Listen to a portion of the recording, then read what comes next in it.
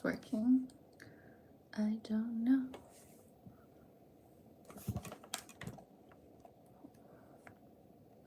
I don't know how anything works.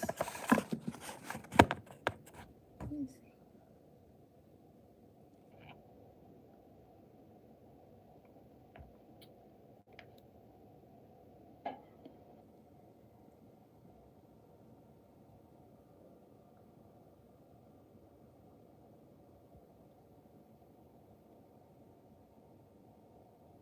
Oh no, it is working.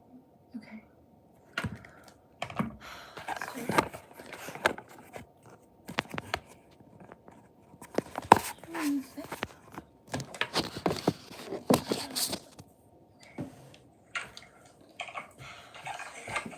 Carlo, hi. Hi. Oh my, I think I'm technologically challenged. I couldn't join the live I set, so I just made a new one. So hard. How are you guys doing?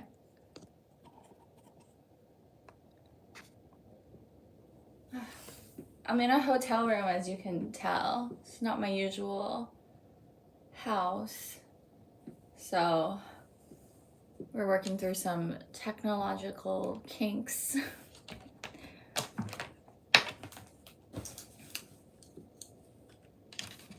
Are people coming in? I don't know. Talking to myself. That's okay too, I guess. Hi. VIP Forever 2009. Thanks for joining. Yeah, I thought I'd set up a live because I haven't spoken to you guys in a while, and also I've been so busy and I haven't really been able to upload as often as I used to. So I thought I'd give you guys like a little life update as well, if you're curious. If not, that's okay. Hi, Daisy. If you're not curious, that's totally fine as well. But yeah, a lot going on. I'm currently in a hotel in Suncheon. Guys, can I show you this hotel? There's this styler, which I thought was so cool. It disinfects your clothes through steam. And so last night we just kept putting in like all our clothes to make it steam, because I was so excited. These are really expensive. So I obviously don't have one of my own in my house, but I always thought they were really cool. But yeah, we're in the hotel. I'll show you. I put all my clothes in last night. They just go in here and they're all pretty in steam. This is what I'm wearing today, I think. And this is another shirt I have. But yeah. Or what do you guys think? I was thinking either this outfit with the tan shirt and the my pink sweatpants, or just this red dress. And then I'll probably put a jacket over it because it's a little chilly. Let me know. Let me know which one you think is better. I do have a special guest. They are out getting coffee. Oh, I need to tell them my coffee order. But they'll be back and you will see.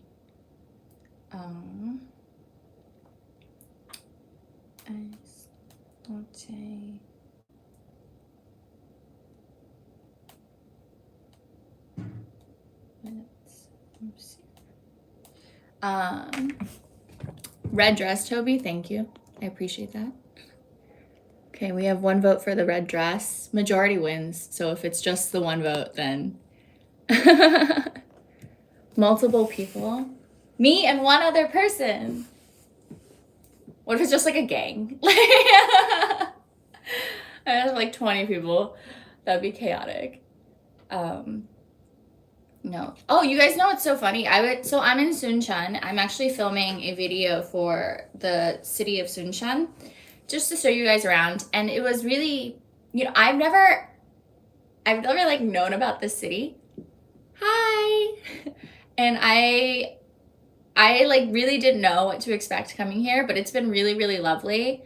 All of yesterday we were out and we were filming the national gardens and the wetlands, and everything was really like so picturesque and so serene. I hope it translates well in the video, but it's so pretty. But anyways, we were at the wetlands and we took this accidental, I hate hiking, but we ended up taking this accidental hike to this observatory platform. And I'm standing there and I was taking my video and some girl comes up to me. She's like, "Are you a YouTuber?" I was like, "Oh my God, this is the moment." And I was like, inside I was like, don't be awkward like normal when people ask you this. So I think I played it really cool. I don't know if she knows that. I just get really, not embarrassed, but really awkward when people recognize me, I guess, because I'm just like talking to the camera and then always, you know, the OGs in here. But whenever I just see people live in person and they're like, "Hey, is it you?" I'm like, I don't know, is it? Is it my guest? It's my guest. What? Oh, you went to the convenience store? Yeah. I thought you went to Eddie. Yeah. Guys, my guest is here. Guess who it is? It's Peyton! Hello. Of Chen and Peyton! I have coffee. She brought me coffee. Oh, I thought you went to Edia. That's okay. I like this too. I was telling about the girl who I ran into yesterday. Oh, yeah. And Peyton was sitting all the way on the side, so she didn't see her. But then... I watched from afar. Yeah, and then the girl took a picture. She was like, "Can I take a picture with you?" And I was like, "Yeah, sure." But my makeup was all runny and sweaty, so I probably looked terrible. She was a Korean person. No, she was a foreigner. And what's crazy is that she told me that she watched our videos and it's one of the reasons she came to Korea. And I was like, Carlos says hi. Hi. And I was like, I don't know if I should have this much influence on anybody to move to a different country. She might have just said it to like be nice. The dynamic. Well, it's still really, yeah. Peyton moved back. When did you move back? It's been almost a month. Uh-uh. Also, they have oat milk now in Korea. There was only one of these. Oh. So I took it. But So they didn't have this before, and now at Starbucks you can get oat milk in your drinks. Yeah, and a lot of the other chain places, they start offering like almond milk, oat milk. And then at Starbucks I always got like low-fat milk because it's lighter. Yeah, but when I left in 2019, it was so hard to get non-dairy milk anywhere. Yeah, it's not a thing. The comments are so small. Yeah, I can't see them. I'm on a tablet, so... Oh, there it is. Okay.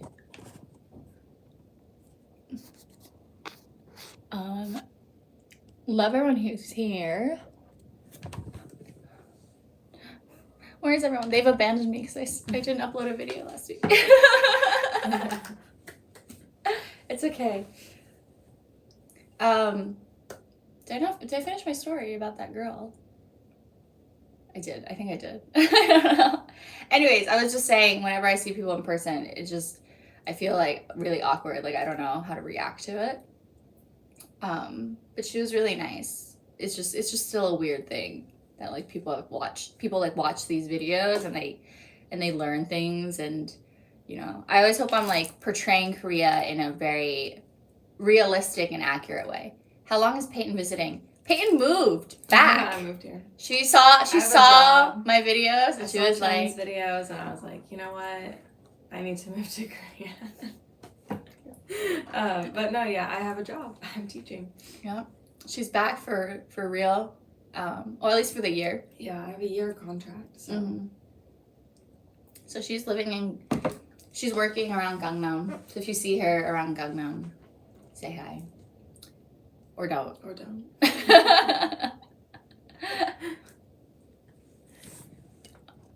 I'm influencing everyone. Not intentionally. I'm just vibing. I'm just always here for vibes.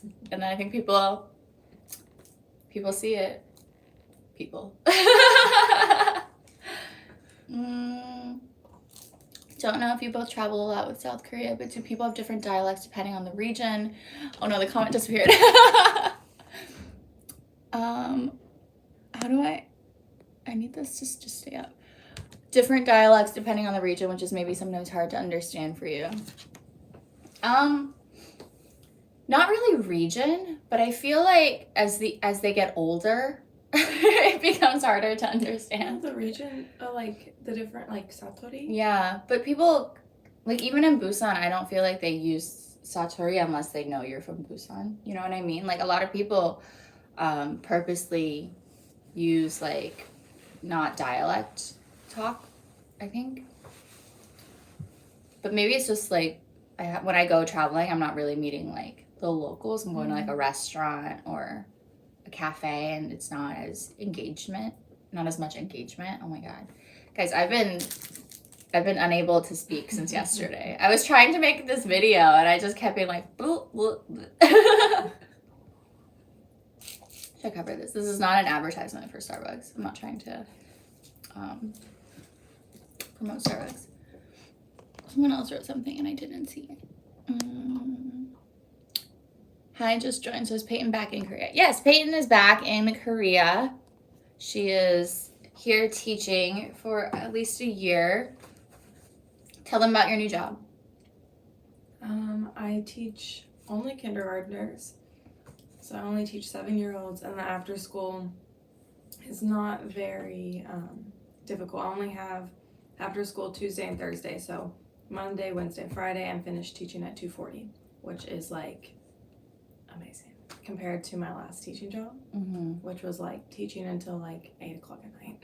Yeah, and that's one of the biggest reasons she left Korea, was because that job was just so horrendous. Yeah, I was just like so like burnt out, which I think that happens a lot with people who, especially like if you come here only and like that's your only experience is like working at like a bad hagwon.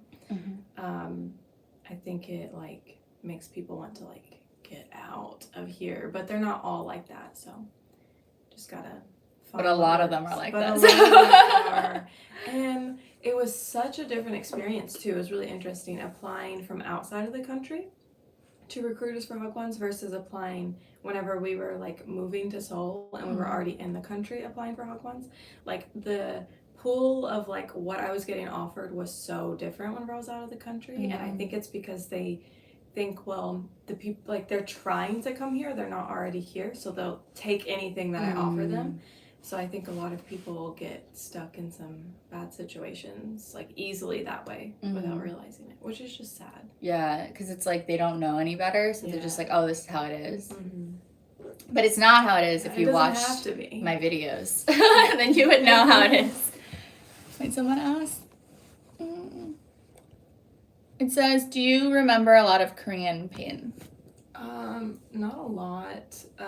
Speaking, I don't feel like I remember stuff, but like I don't feel confident like using any of it because I haven't in so long. But like yeah, it's been 3 years. Yeah, or 2 years. 2 years. 2 years. Yeah.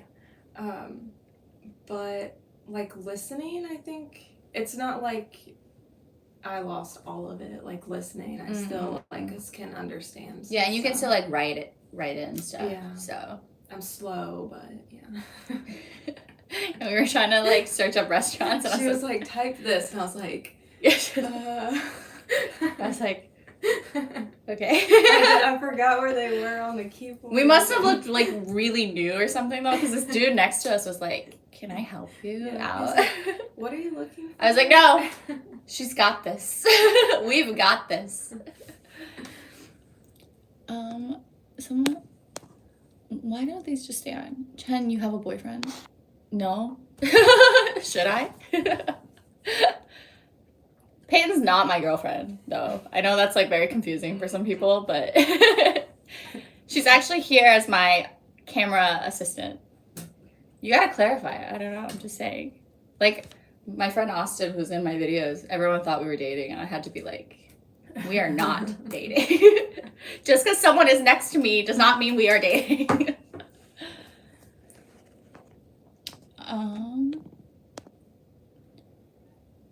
So going back home was just temporary. How long were you at home? It was not temporary. You were like, I'm going to go home. Yeah, I was like ready to go home. Yeah. And I went home the end of 2019. So then obviously 2020 happened. What happened during 2020? I was happy to be home in 2020. And so I was home through 2020 and 2021, like those full years.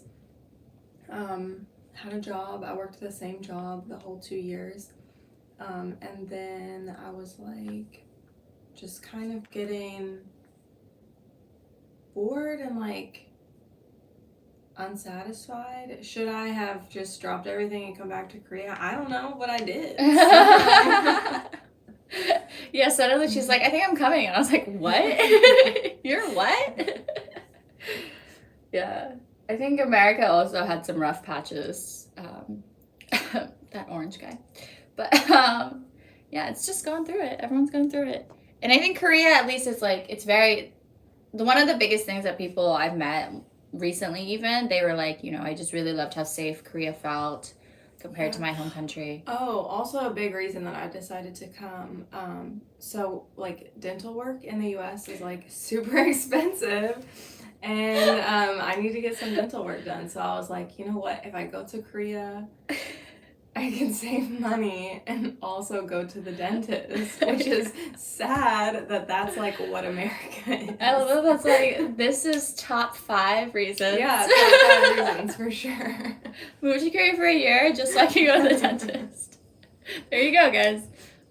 Which is also true, because I actually, so apparently, for like Korea, how medical checks work, like if you want to get like full MRI, everything, you have to go during your year. So if you're born on an odd or even year, so this year is even, and then next year is odd, and then, so I'm going to go next year, and then it's free. Mm-hmm. I can just get like a full body checkup. Because I've never done like an MRI, and it's not that I need it, but I'm curious. Because those like hospital dramas, they're like, let's get you an MRI and see what's going on. And then they find something, and I'm like, I don't want to find anything, but I want to like confirm that nothing's been found. So that's also one of the pros of living in Korea, is like this really easy access to medical care, which I definitely did not in America. In America, I was like on health insurance, and I still paid $30 copay just to visit. It's like I sneezed weird, and I was like, this is $100. Okay, what is this? What's going on? It says, how long did you need to get comfortable speaking Korean, more or less? Well, like last time? Or I guess. Or this time you just said like you're not as, yeah, right? I'm not as confident. I probably need to like do a Korean class or something. Mm-hmm. Because now I'm also back in that situation where like my job is to speak in English all day. Mm-hmm. So then it gets difficult to learn the language if you're not actually like actively seeking that out to try to learn it. I think that's really difficult as well. Mm-hmm. And I remember like I speak enough Korean, and even when I was teaching at the last when I was teaching kindy, they were like, we know you kind of speak Korean, but just even like to the staff, like don't. But it was like my Korean teacher didn't speak English. So I was like, you don't want me to speak Korean when I can just easily communicate something to her. And instead, even when the kids aren't around, they were like, just in case, just speak in English to her. And I was like, can I get this thing, please? And I'd be like, 근데 이거는. But I don't know. I think you just have to, the more you speak it, the more comfortable it is. So I'm always very shameless. Peyton knows. Like, I'll just say things, and I'm like, I hope that's right. I don't know. But I think it's doing that is really key. Otherwise, it's like you become really self-conscious.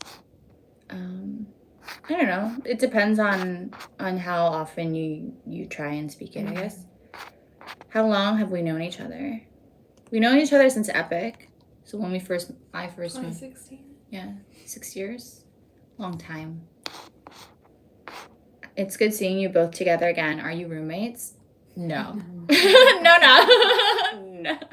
We each have our own place. I very much do not need a roommate. No, I had to have roommates in the U.S. because of housing prices, so I'm very happy to have my own place here again. I would not fare well. I'm an only child. It was so hard going back to having roommates. Yeah, because also when you're teaching, they have to get you a place. So you have a place. And then I just found an apartment, obviously, when I switched to my entertainment visa, my E6 visa. And it was just like having a roommate was really just not an option for me because I needed space. I need space to film and I need like my own space to edit. And if I only had my room, I just don't think I'd really be able to do that, especially like with other people around the house, like making noise and stuff. Plus, I'm like, I have my own way of doing things at home, and I'm a little OCD, as Peyton knows. I'm just like, don't touch. I will clean it. So we are not roommates. How is the travel internationally with COVID protocols?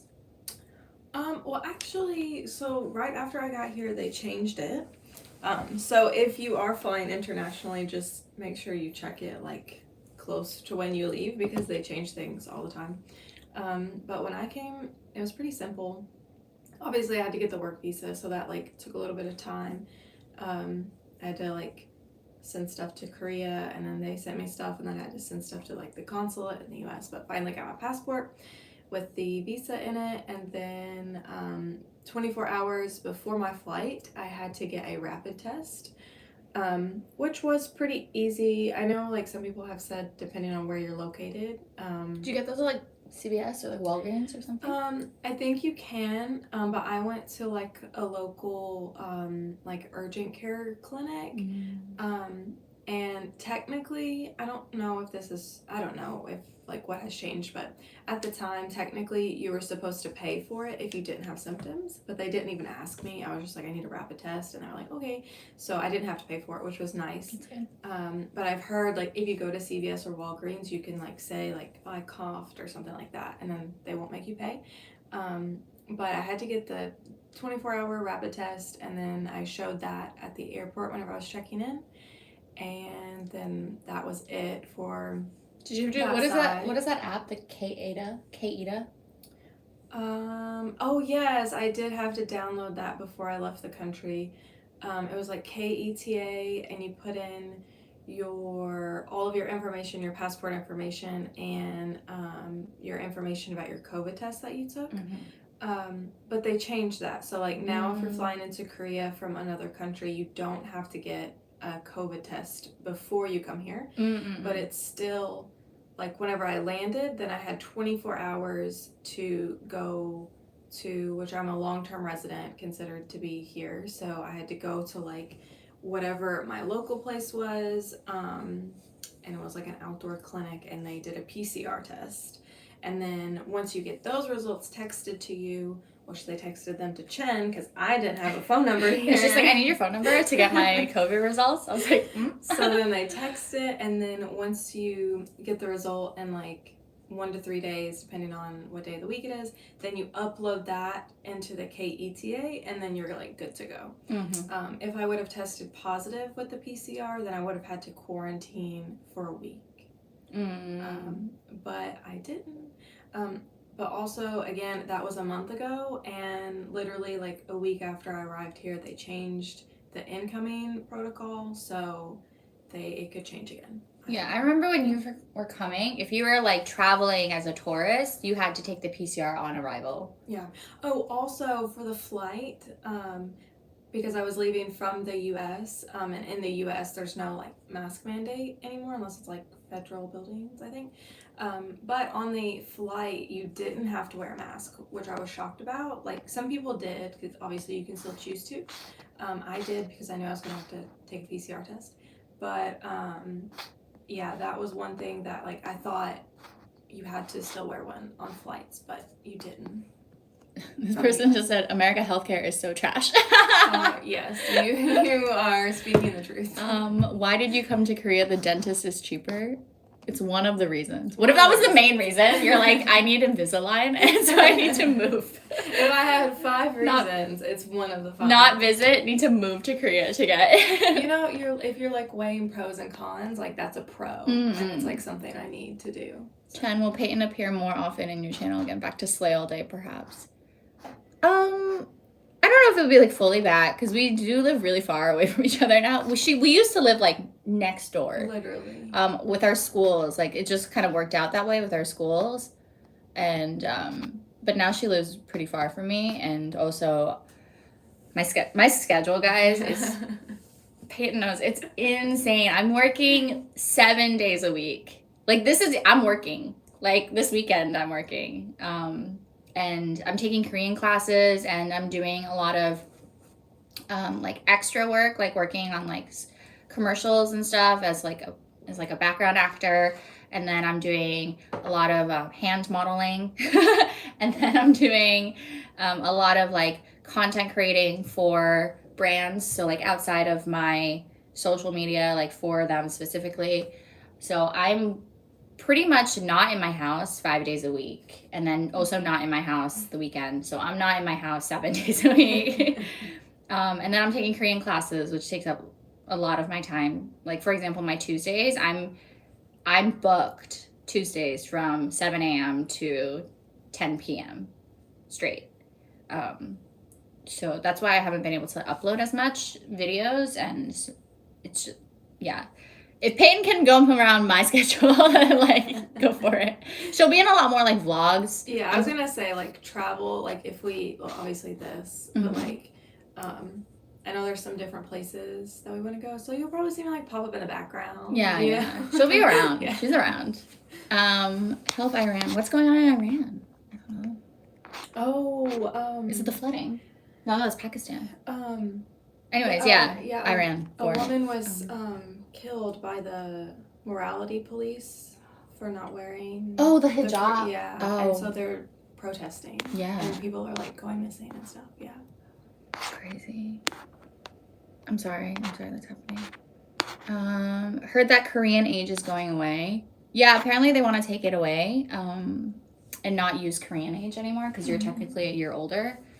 But it's like on official documents and stuff, you just use your actual age anyway. So I think it's more of a societal change. Yeah, and the government saying, okay, we're not going to do that anymore. People are so used to saying that, like, that's how old they are. Yeah. So I don't know that it would, like, immediately change. I don't know. But it's like, it's always clarified, though. So someone's like, I'm 20. They're like, I'm 20 Korean. To us, at least. I don't know about it, like, to each other. Not to each other. But I'm always like, I'm this American. International. Don't try to up my age, guys. It's not, we don't need to do that. So much going on. Okay. Oh my God, Erica Wagner. Throwing it back. Erica, I saw you were back in the States. By the way, Chad, I remember you got contact implants, right? I'm practically blind in my right eye. I have an astigmatism, slight lazy eye. My eye doctor basically told me there's no hope. I mean, I don't know about what symptoms can like qualify you, but I was pretty, my eyesight's really bad. It was negative. Well, I guess it still is. It's negative 8 point something, and then I had an astigmatism. Or I don't know how it works. But yeah, so I got contacts implanted in my eyes, like permanent contacts, because I couldn't get LASIK. I don't qualify for LASIK because my eyesight was so severe. But whenever I wore glasses, they were like this thick and they would always fall down and they were so heavy. So I was like, I can't live like this. But the doctors here said I can do this procedure instead, where they basically make custom lenses for your eyes. And it was like expensive, but not as much as I thought it would be. It was about $2,000 per eye because they have to make the custom contacts. And so it was about $4,000 total for the procedure. And I paid for that, which I'm realizing now. And probably, if we had been doing YouTube earlier, I could have really gotten a big discount on that. But yeah, I think you would need to talk to a doctor because yours sounds a bit more severe than mine. So I don't know how that would work. But yeah, I would definitely, you could just probably email them A lot of the doctors and clinics here in Korea, especially when it comes to like plastic surgery or eye care, they deal with a lot of international clients. So you can just email them and ask them regarding the procedure. They'd obviously might have to still check like physically, but they can give you kind of a rough idea depending on your situation. So I would suggest doing that. And we went to, what was the eye clinic called? It was in Gangnam. Was it Glory? Glory Eye Clinic or Glory? Or was, I don't know. I don't remember the name. I can't remember. It was nice though, and the doctor spoke English. It was right outside of Gangnam Station. I passed by it, but I just can't remember the name. Yeah. And something I love here about doctors in general, like, you can just like message them on Kakao, not the actual doctor, but like the receptionist, and like you can make like appointments that way. Mm. And I just think that's so great. I hate talking on the phone. Is Peyton back working in Korea? Sorry, just joined. Yes, Peyton. Peyton is back in Korea. She's teaching again for the year. So she's back for at least the year. Chen, since you are Asian, how did you feel about the hate crimes towards Asians, and did you get personally affected by it? I felt awful about it. Like, it was terrible. Obviously, my family were, except for like a couple of like the married in folk, we're obviously all super Asian. Like, I can't stress how Asian my family is. But I just told everyone to be as careful as possible. The ones who are living abroad, like in America, or I have like a cousin in Canada, but yeah, I just told everyone to be really careful. I wasn't personally affected by it in any way because I live in Korea and it's obviously homogenous to Korean people. So I didn't like experience any specific Asian hate. Also, a lot of people here think I'm Korean anyway when I'm just walking around. But I think there was increased animosity toward China for bringing the coronavirus even here. So there was I would hear comments on the side about it, but in terms of I never felt in danger or anything like that while here. But I know my family did. They were some of them were kind of scared to go outside, the ones who were living in the US.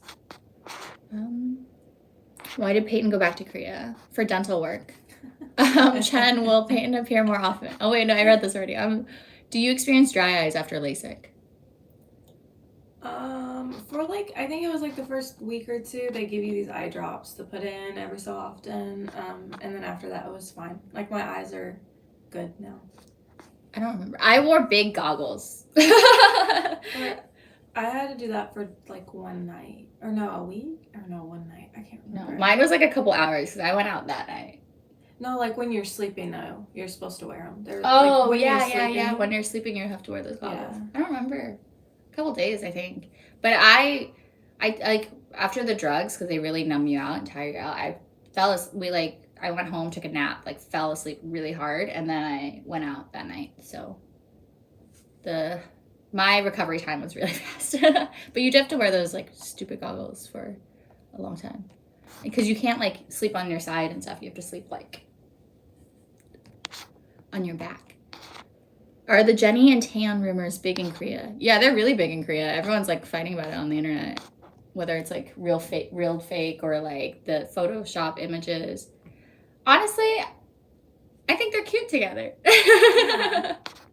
If it is true. I don't know why it wouldn't be true. Yeah, I don't know why. There's a lot of pictures. They're both the top idols of Korea. That's my eyes. That's why I never wear glasses. Is Peyton back with Epic? No, Peyton's at a Hagwon. Not with Epic. Epic is just really so tedious. Yeah, it's a long process. And I also wanted to make sure I was in Seoul. So working with Epic, I think is obviously better. Well, I guess that would depend on what you want. Yeah. But work-wise, I think Epic is usually better than a Hagwon, but you don't get much say in where you're put. And I wanted to make sure I was in Seoul. So.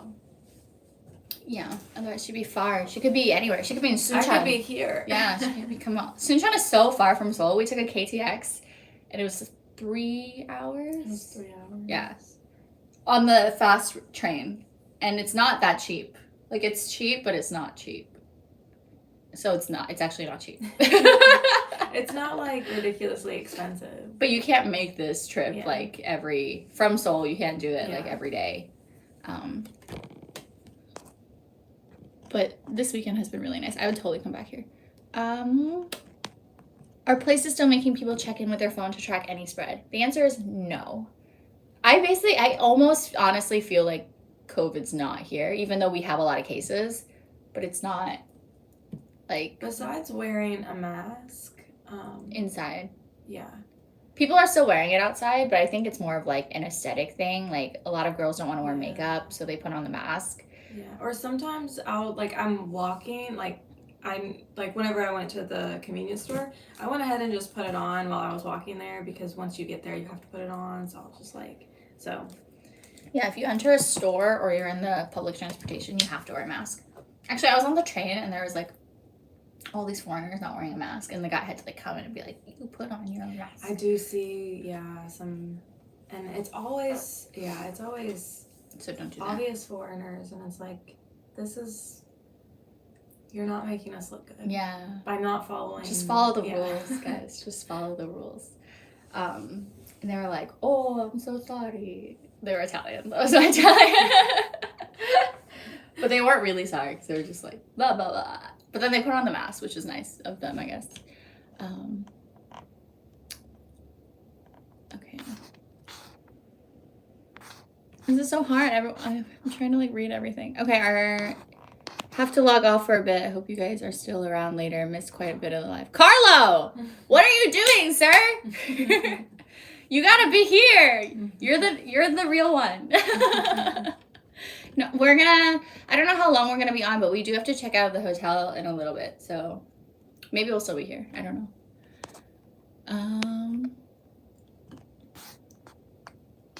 I agree. Epic is tedious. I originally thought to apply to them, but now I'm thinking of using a Korea Global Connections.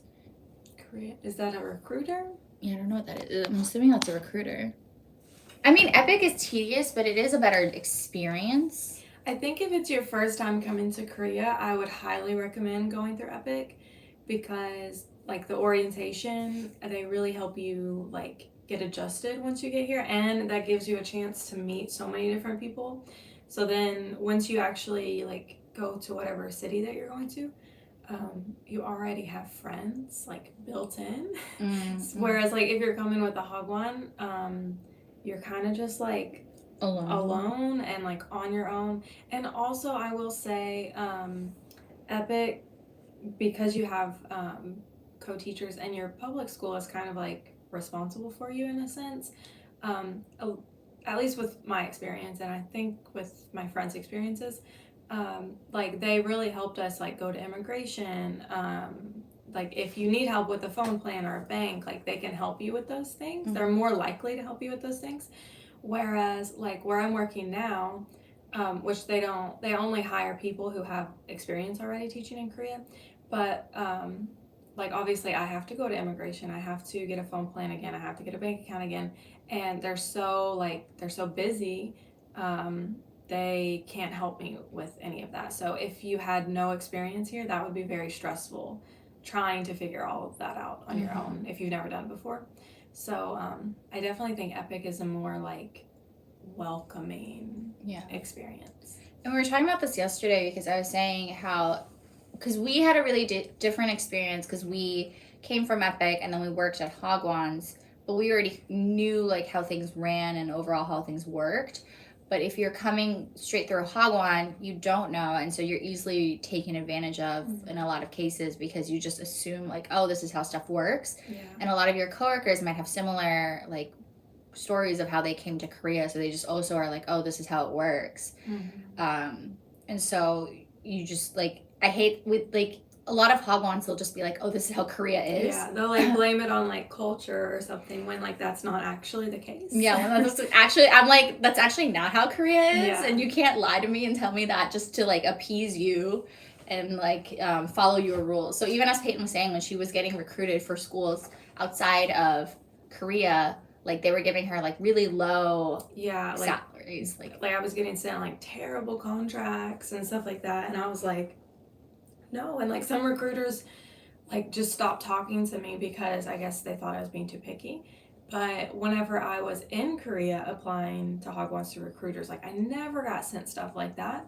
So if that's the kind of stuff that they're trying to give people who are just like coming here from other countries, like if you didn't know any better, you would just think, oh, well, I need a job. Yeah, you're like, well, I'm getting like 10 contracts that look like this, so it must be how it works. But actually, it's just like those schools that you're being sent are all trash. So I don't know. I feel like it's a safer bet to come with Epic and assimilate. And again, like the whole friends thing, because I know a lot of people, their biggest issue when they're here in Korea is like it's really difficult to make friends. And as an adult, it's just increasingly harder to make friends as you get older. Yeah. So having that already kind of like support system. I will be honest and say like the only person I talk to still is Peyton. Like I don't really talk to anyone else because a lot of people have left Korea, obviously by this time. And that was a while ago. Yeah, we've been here. I've been here a minute. So and I think the first year I definitely talked to like a lot of people who we met through Epic, but then like some people left after the first year, or also people just make other friends as well. But for that first year, I think it really does set you up. It sets you up better for success later. And just a better experience. Yeah. That would make you want to stay. Yeah. Because then we had like, you know, our first year, like we were able to like do a lot of things. We like traveled a lot and like went to a lot of festivals. But like it's not as fun if you do it all by yourself. So I think it's better that way. I'm not trying to like sell in Epic. I just think like from a personal experience. Like I don't work for Epic, so Sam thinks I'm pretty. Thanks. Inside you have to wear a mask. Yeah, if you're indoors, like in a public, like on a train or a bus or in the store, like in the restaurant before you eat, you usually have to wear a mask. Or not usually, you have to. I heard there was an awful murder of a woman in the subway in Seoul. What happened? Oh my God. Guys, this woman, there's a subway station in Seoul called Shindang Station, and I literally go to that station all the time. But it was crazy. This is like taking over Korean news. But she was a worker at the metro station, and then the guy was her stalker. And he had actually also worked at the metro station, but he had gotten fired for taking like scanty pictures of women. He was putting like cameras in the bathroom. Yeah, he was one of those in the subway bathrooms. And then they said, so he got fired, but then he was still stalking his coworker. And then she actually filed restraining order, and he was set to go to trial because he'd been stalking her the next day. But so the day before his trial, he waited for her by the bathroom because he knew her schedule because of work, and he went in and like stabbed her to death basically. And while she was in there, she had actually had time to like push the emergency button, so like people were able to come in, but by the time they got her to the hospital, she had lost too much blood. And it's sick, it's disgusting. And so right now they're trying to, women and men are protesting more about the protection rights of people who are put in these situations, because they're, what were you saying, like if he had already been put, he should have already been in jail for putting cameras in the women's bathroom, like in the stalls. Like that should have already been something that he should have been in jail for. But instead he was free to then stalk her, and then like right before her trial, like he should have been contained. Or they could have held him until his trial or something. Yeah, but he was just, there's no like protection for women here in most cases of assault or like stalking or anything like that. And I was saying how cases of especially sexual assault, the consequences are less severe than if I smoked a joint, which is ridiculous. Like the comparison is not there. So I think there, even if it takes like public outrage, whatever it takes, like it's so crazy. I don't know why there aren't stricter laws being enforced. Oh my gosh, so many things. Okay. But anyways, that's what happened. And he's obviously been arrested, and they're gonna put him to trial. And if he doesn't get like a long sentence, I swear, Their justice system here is like based on like points or something like that. Mhm. It's so it's really every weird how things like work. Do you guys like working at Hagwons? I always hear bad stories. it definitely depends. I mean, it's not like the dream job, but You're like, this is my dream. like my job right now is not that bad. I don't know if you were in here earlier, but I said like mostly with my last job, the worst part of it were the hours. Like it was just like a lot of hours working and teaching. But now my schedule, I only teach 7-year-olds, so even in my after school is 7-year-olds. And Monday, Wednesday, Friday, I'm finished teaching at 2:40. So I have like a lot of prep time because I'm at work 9 to 6. So I think it depends on your expectations. Yeah. And obviously it depends on the school, but I think and like what you want out of it, like because you can also like there's different schedules you can have preference for ages or yeah, there's some that are like morning to night, and then there's some like morning afternoon. There are some that are just afternoon to night, but they're shorter. We have some where like there's like overall shorter hours, but then there's going to be like a certain like exam period or something where you're going to have to work a lot of overtime. So you really have to look into that. And I think the biggest thing too is I always went in, like when I was teaching, I always went in like, this is just my job. Like I'm not here to give you more or less than I have, to be perfectly honest. I think the only time I was like really like, yes, was like when I was teaching my own kindy homeroom, and they're really cute. And so I was like really invested in them. But then they graduated and I got a new class, and I was like, I liked my old one better. But I think you have to treat it as what it is that it's a job. And I personally I'm really crystal clear when it comes to my professional life and my personal life, and like keeping that balance. Like if they asked me to work overtime, unless it was paid overtime, I wouldn't do it. I would just be like, I've like fought them. There's a video about it. You also like sign a contract, so you if have your to, contract is good, then it should be crystal clear of like what's expected of you. So then if they ask you something that's not in the contract, then legally you don't have to do it. They might not want to re-sign you after the year, but then do you really want to work there again? And you know, so it's a timing thing. Like if you're fighting them to wait, like I always set boundaries really early on, but I never fought anyone early on, because then like they could start like creating reasons to fire you or something. I'm making it worse, aren't I? Sorry. I think not all Hagwons are like the worst, but they are like jobs. But if you're coming in here with the mindset of like, I'm a teacher, I got my master's in teaching, it's not, Hagwons are not that. Yeah. Does that make sense? I hope that's helpful.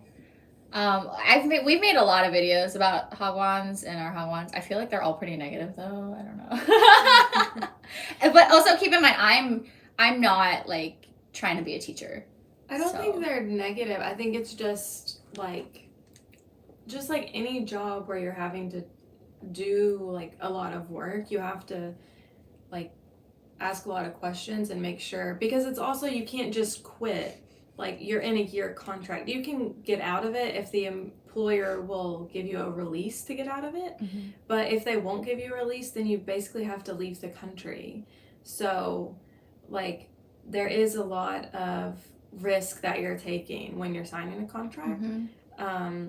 But it's not to say that all of them are gonna trap you in like a terrible job. And it really, I think when you go to a school that has a little bit more history, that is always preferred, because they usually have a better routine of how things work.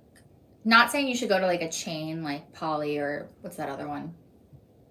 Oh, YBM. Rise. Yeah. SLP. Those I are hadn't heard of. Those are more. They're even more structured than like some companies at this point. Like they really run. Well, it depends on the branch as well.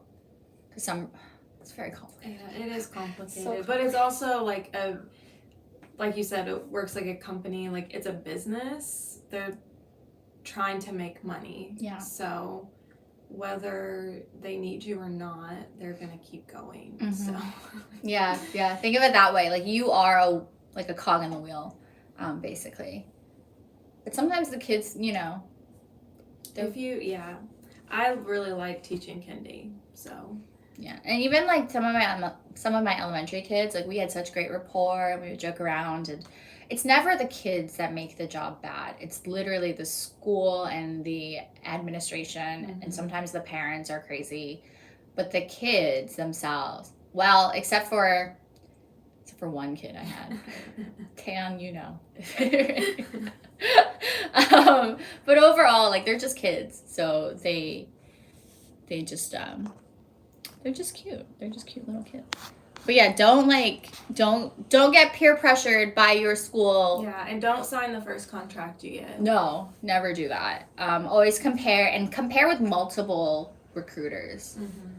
Yeah, the more recruiters, the better. Because like I said, if you're too picky, they will drop you and go to the next person who will accept the first job they see. And also, don't listen to what recruiters say is a good school, because they're just trying to make money. The more people they sign, the more money they get. What I would do is I would like kind of bullet point the school like things, like I'm looking, and then post it on like a forum and ask people if this is like a normal contract. Don't put the name of the school, but just put like, I'm looking into a school and they are offering this and the hours are this and the vacation is this, and XYZ, like the kind of like the bullet point details, and see what people say about it.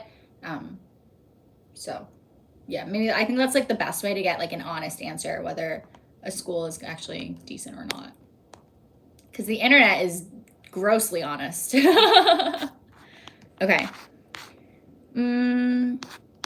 Would you become a Korean citizen, like dual citizenship? I heard Korea doesn't give dual citizenship. Isn't that true? Chen and Peyton, what? What? Just what? So I'm trying to aim for an F27 visa, which is kind of like a green card visa in a way, just so I don't have to, like, because right now I'm tied to my agency. Peyton, for example, is tied to her school. Like, I don't want to be tied to anything. I want to just be able to, like, do my thing and, like, have everything just for me. Because right now how it works on an E6, all my money that I make gets sent to my agency. And there's like so much tax because they're like a corporation. And then also, if they get me jobs, like they have to take a cut, things like that. And then it gets transferred to me like at the end of the month. And there's so much like bureaucracy involved in that. And it's just so annoying that I have to constantly like be trying to find my money that I've made, that I've worked really hard for. And I can't, like, everything involved, like, I'd rather just have, like, deal with my contracts directly and not have to, like, have it sent to my agency. It's just like a lot of extra work that I don't really want. So I'm taking my Korean classes so I can get enough points to hopefully switch over my visa to the Korean, like, green card style visa. But Korea doesn't offer dual citizenship. Like, even if you're Korean, if you have like a US or a Korean passport, you're technically supposed to give one up. So a lot of like Korean guys, especially if they come of age to go to the military, they have to give one up. So you can't keep both. But I wouldn't be like a Korean citizen ever unless I got married, I think. But even then, I don't think I would, to be honest. I already have 2 citizenships, so like I don't need to like add more.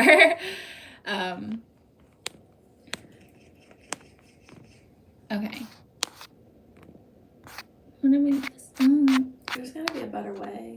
A better way what? For to do this? Chat to show up on here. Yeah, I don't know. I've never done my chat on a tablet, so I have no idea. What's your type of men you like? I don't know. I keep joking I need a sugar daddy, so a good sugar daddy. Is that the new vibe? Sarah says that's great info. I think about the Hogwarts stuff. Does Peyton have a YouTube channel? She does. I do, but I haven't posted on there in like a year. Yeah, I think wasn't the last one you did about books or something? No, so a lot of stuff, like a lot of terrible stuff happened last year. Right. Yeah, so it was just like an update of like, this has been rough. This is why I have not made videos. Wait, so I filmed a life update video and I was like gonna put it up, and that's one of the reasons why there were a couple like blank weeks where I didn't upload anything, because I had this video about like a life update and how I've just been so busy and things have been crazy.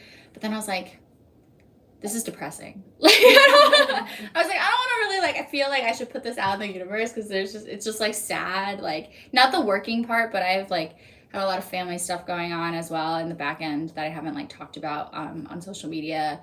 That's been really difficult. So I was like, I'm just not gonna upload this because it's just too sad. Like, no one needs to be involved in this. But anyways, yeah, I've just been super busy as well, so that's what's been going on. Does Peyton still work as a teacher now? Yes, she's working as a teacher right now. She's going to work tomorrow. Right now.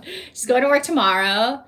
Oh my God, is that a clothes purifier behind you? My parents also have that, I think. Yes, guys. So I showed it in the beginning when you weren't here. I was like, guys, look what's in my hotel. And then I had my outfits. My LG styler. I sterilized these yesterday.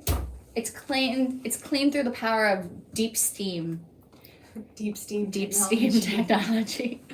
And it's so flat now. Cause I have those hand steamers at home. I don't have this. So we were both, I think I did a TikTok. We opened the door and we're like, whoa. At first I thought it was like one of those big air conditioners. Yeah, like a standing. And then I saw the door and then I was like, do they have a giant fridge in here? No, this is so nice. I was like, so we were like, can we steam all our clothes? And we kept like waiting to like put in the next round. Last night. Well, can I see the chat from my phone? I guess if I look up the live, I don't know. What level are you Korean classes? You need to do an exam as well. You need to do a placement exam when you first do the Korean classes. So you have to, which is like a battle. It's a battle to sign up for the level of Korean class, for like the overall placement test. And then you can also take topic. They're equivalent. So there's topic classes and KIP classes. KIP classes are free. They're run by the government. And then there's the topic classes. Both are Korean level classes, and the points are interchangeable. But the KIP ones are like the main government ones. And there's 5 levels, but each level takes, except for level 0, which is like Hangul. But the other levels you have to take 80 hours of classes, but there's 100 hours of classes offered each time. And then they take about 3 months to 4 months to finish the course. And then you have to take a test to level up. The classes are kind of hard and I don't have time to study, so I might fail and then have to take this class again. But if you fail, you can take the class again, and then they actually lower the barrier entrance score for the test the second time. But yeah, I haven't studied at all. And I'm already on we're on chapter 5 of this book, but I've been so busy. I don't have time. But yeah, we'll see how it goes. Do you see any of the kids bullying, and what did they do? Not like full on. I've seen some kids like pick on each other occasionally, but not like full on bullying. It's not like a Korean drama. Like yeah, like if that's I know that stuff happens because you see it on the news, but that would be more like at a school. Yeah, at like a public regular school, like where they can go outside and stuff like that. In Hagwons, the kids are just kind of like shuttled in, and then they do their work, and then they're shuttled out. So. Yeah, I mean, there's obviously cases where like there's a kid who the other kids don't really like as much, but I've heard stuff like going down on the buses, like the little school buses, and they ride the same with the same few kids. Drama on the bus. Even like the 7-year-olds, like one of the kids in my class, which I've only had him for like a month. But one of the teachers was like, yeah, like, how is he doing in your class? And I was like, oh, like, he has a lot of energy, but, like, he's sweet. And they were like, oh, well, there was, like, this thing where, like, he kicked off with another boy on the bus a couple months ago. And I was like, what? I did have, 7. Wait, that's when I was teaching my kindy class. It wasn't during my watch. It was one of the after school, because how my kindy works was I would teach them, and then some of them would have to stay later for wait for their parents to pick them up. So they all the kids from the floor would hang out. And I went downstairs one day and I just hear like a big commotion, and then one of my kids is crying, and I was like, oh my God, what happened? One of the kids like jumped on him and bit him. And then he's like, dude, I didn't do anything. Because usually this kid makes a lot of trouble, but he doesn't lie. So I was like, all right, what did this kid do to my kid? But that's kindy is more like they're little, so they just, you know. Or sometimes they don't know their own like strength, and then they'll accidentally like, you know. Yeah, it depends on pull someone too hard, or you know, something like that. But when they're that little, like it's not like. Yeah.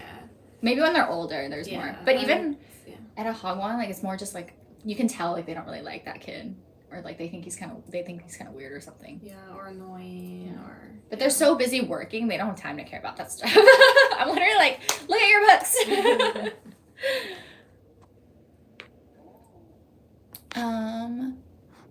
Your hands do look like they could hand model. Thanks. Fan of white. What's the weirdest pickup line you got in Korea? I don't know. I should go outside more often to get picked up. The most common one is just like, can I get you a drink? And then I'm usually holding a drink, so I'm like, you want me to double fist like these drinks? Like, the weirdest one, I don't remember. I've had some weird ones, I'm sure. Like, I don't know. Well, isn't like a new thing,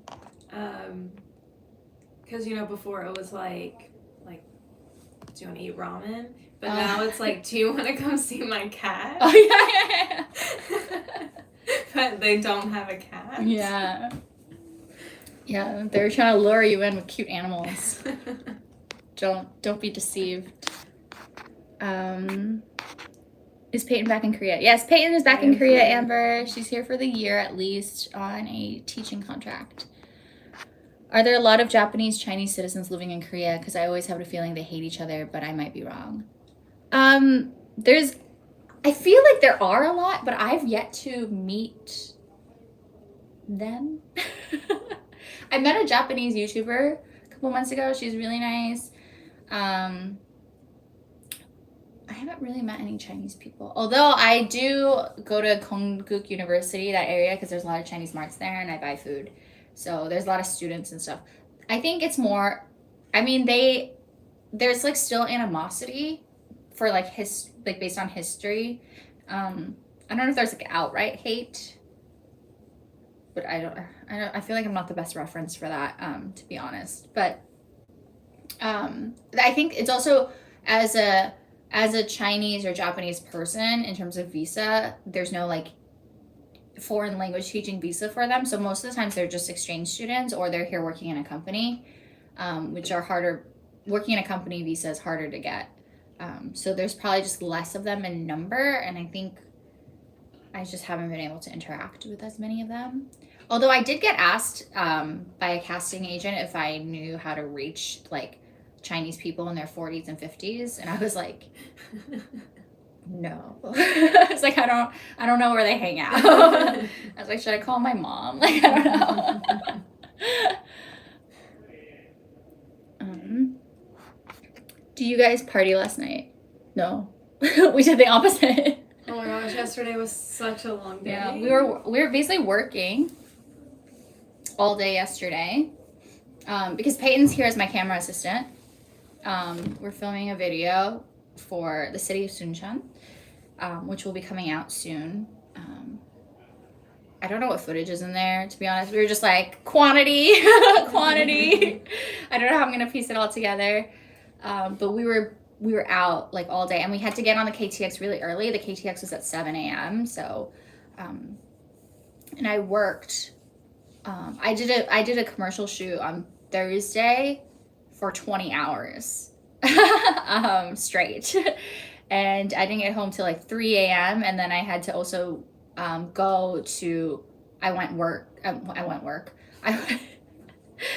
went to do more work. So I woke up at 6 a.m. that Friday, worked all day, got home and packed for this trip, and then woke up early again on yesterday to come here and and work more. And then today I woke up early to do this, and also later on work more. So I do not have party time in my. What am I saying? Like, I'm so tired.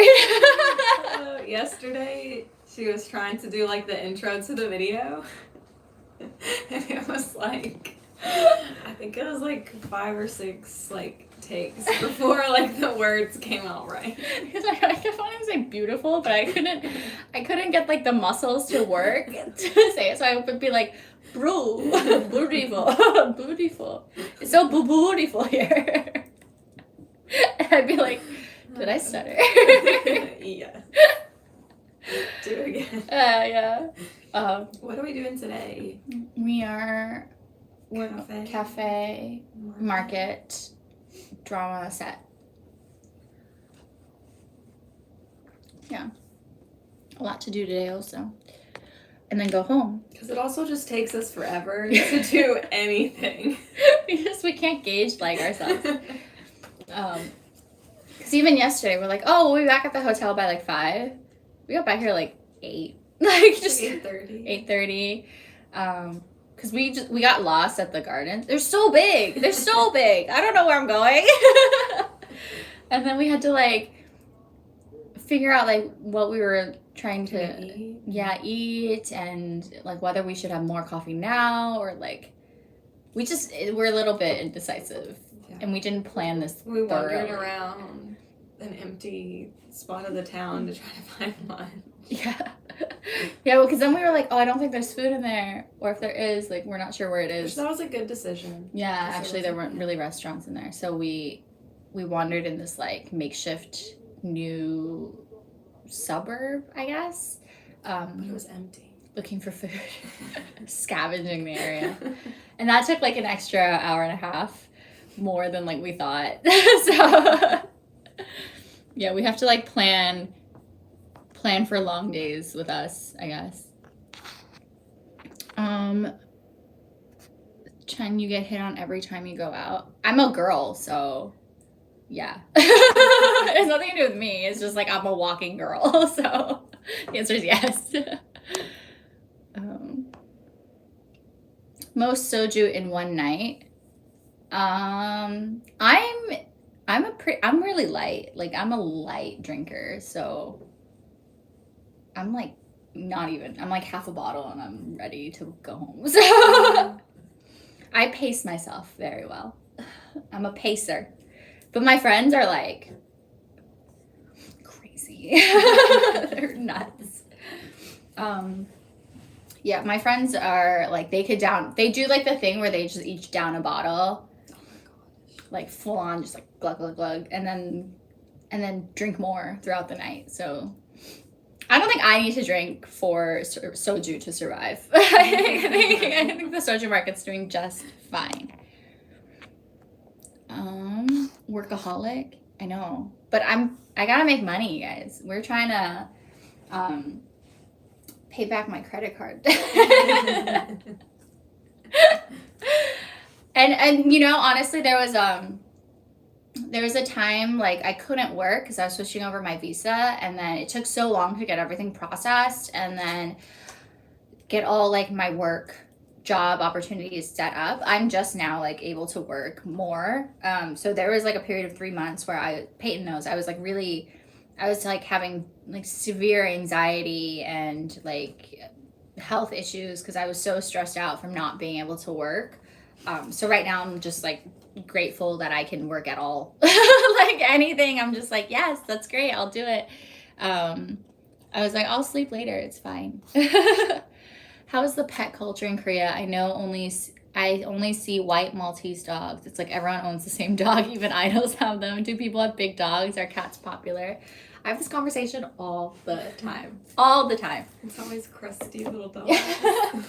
It's either that or like the fluffy Bichons. You have 2 options apparently. No, it's really, I actually really, yeah, I have a lot to say about pet culture here in Korea. You guys know I volunteer a lot at animal shelters here. I'm like a really big animal advocate. But the way that they can't understand that there's more dog options in the world is sometimes really difficult.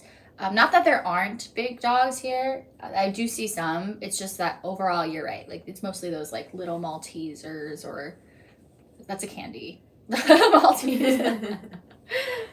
Or, like, the Bichons that they buy from the pet store. And I also don't like pet stores, especially for dogs, because they purposely make the cages really small so they don't grow bigger and they have a lot of health problems. But they're, like, scared of big dogs here. Like, I remember when I was fostering my dog, Anthony. That's a difference. It's a troublemaker, that one. But Anthony's a big dog. He was like 18 to 20 kilos. But he was crazy, but not in a way that he would bite people crazy. Like, he just was like so excited to go on a walk crazy. But even when we were just walking, like, I remember one time he was standing by a tree and he was smelling the tree. This lady came up to me and kind of like yelled at me for having a big dog, even though we were nowhere near her. Like, she purposely went out of her way to like walk to me to yell at me for having a dog that big. And I was like, this is none of your concern. And he's literally not bothering you at all. Like, he's not even looking at you. So I was really, that day made me really mad. I was like, the audacity of this old lady to come up to me and yell at me for saving lives. Yeah, a lot of people, I just think they're not exposed to varieties of dogs, and that's why they all have the same dog. And so there's so many dogs at the shelter who can't find homes, and that's why all the big dogs in shelters, especially, they really look to shipping them abroad, where they are more welcomed, because they can't find homes for them here for the most part. And also Korean apartments, like, you see my old apartments, they're tiny. Like, you can't have a dog in an office towel. And also a lot of, especially in Seoul, I don't know about other places, but you can't have dogs or pets. It's really strict. So, like, my old office dog, I couldn't have a pet at all in there. And then cats are popular. There's, like, lots of cats, yeah, because they're easier to maintain. Yeah, and they can kind of just do their own thing. Yeah. But I think also, like, everyone having the same type of dog, I feel like it probably also goes into just, like, the trendy culture here, because I forgot until I came back how, like, everyone will dress the same, you know? Or, like, those one shoes that everyone has. Which one? The Nike. Oh, the pandas one? The pandas? The black and white ones. Yes. Those are sold out here. You couldn't get them. Like, I think it's just one of those things, too, of, like, not wanting to stand out. So you just get the same thing as everyone else. I mean, the Bichons are cute. Not the other ones, sorry. My cat is bigger than some of these dogs. So. My cat at home, not here. I really want a pet, but guys, I'm barely alive, so can't. How long do you guys plan to stay in Korea? I don't know. I don't know, guys. People ask me that all the time. I'm like, I was supposed to be here for 2 years. Originally 1. Yeah. And now I'm here, this is my 6th year. And it's like, to the point, and I think COVID took away 2 years, right? So to me, like, I haven't been here that long in my mind. And then when people ask me and I say 6, they're like, oh my God. And I'm like, oh, I guess it's been a long time. But COVID, I was in my house for 2 years. I was just like trapped in my home. So I don't think that counts. I've been here 4 years. Technically 6, but really in my heart 4. Yeah, and I'm just going on vibes right now. No idea. Yeah, Peyton doesn't know. You pour milk or cereal first? Excuse me? Why is that? There's one answer to this question. And you should know it. This is not. Cereal first. The only time milk should be in there is if you've eaten all the cereal and then you're putting more cereal into your leftover milk. Yeah, and I'm not, like, super big on milk in general anyway. So I would always put in, like, just a little bit, like a smidgen of milk. Wait, I was gonna ask you guys about the perla leaf shrimp debate, but I'll wait. Are there a lot of COVID restrictions still? No, just wearing masks indoors. That's the only thing. Like, I don't even... Yeah, I don't do anything except for that, for COVID. It's pretty, like, at this point, everyone's just like, let's just vibe. I'm surprised JK from BTS got a big-ass Doberman, especially because even in the US, people are afraid of that breed. Yeah, that's a really rare breed. I've never seen that. Yeah, me neither. And then I saw a Doberman the other day, and I was like, I bet that's Jungkook's Doberman, actually, because, like, that dog doesn't exist here. So I'm pretty sure that was his dog. And, because I was also in the neighborhood where he lives.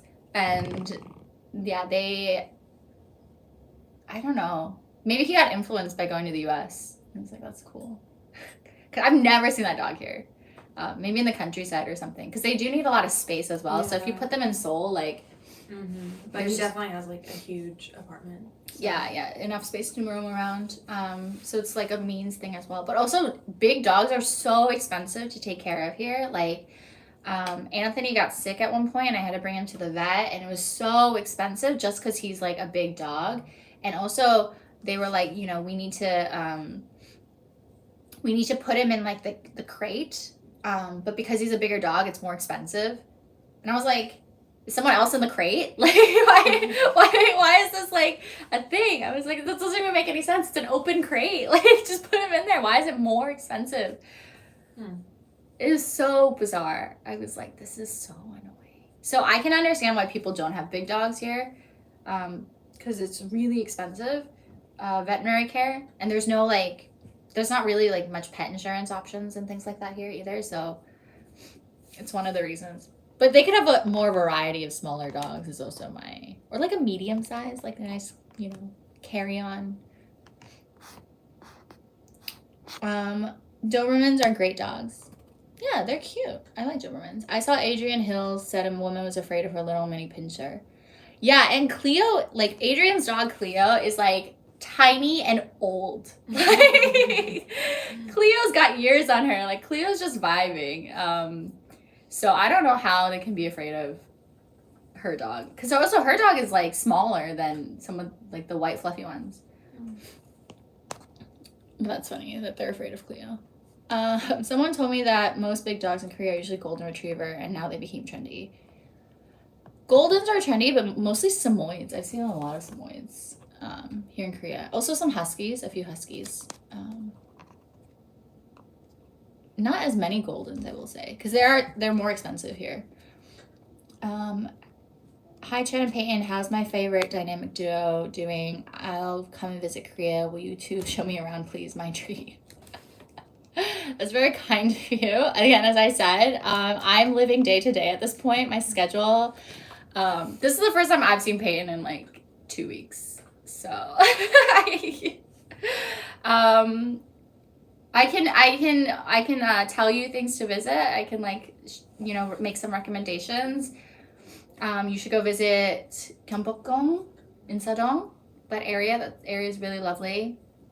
If you're into shopping, Myeongdong is still poppin'. Hongdae, I'd shop in Hongdae actually. Hongdae's got everything. And then I would go to 광장시장. That outdoor market that's, like, on Netflix, and the Avengers cast went there, and it's actually, like, Korean people go there. It's not just, like, a tourist spot. Like, it is a tourist spot, but it's actually genuinely, I enjoy it. There's a lot of good street food there.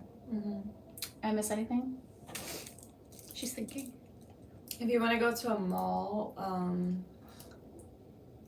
Lotte World Mall in Jeongsil, because you also get to see the tower, and I think it's the highest tower in Seoul. So I've never been to the top, but if you go to the top, you can see, like, all of Seoul.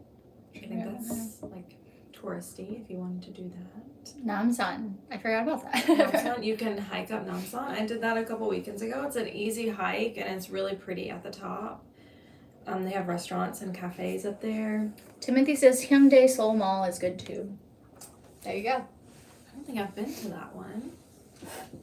There's also Coex Mall. There's so many malls. Coex. I always get lost in Coex. You know what's crazy? It's too confusing for me. I've never, because New York doesn't really have malls. So when I first came to Korea, I was like, wow, everyone really loves these malls. Good morning from London. Good to see you both together after so long. Timothy Benjamin, hello. Morning. I love London. Peyton, now that you're back in Korea, has anything changed since last time? Yeah. Let me try to think. Well, I mentioned the oat milk. So I have oat milk now, and like other non-dairy options that you can choose. There's a lot more vegan options now as well. Yeah.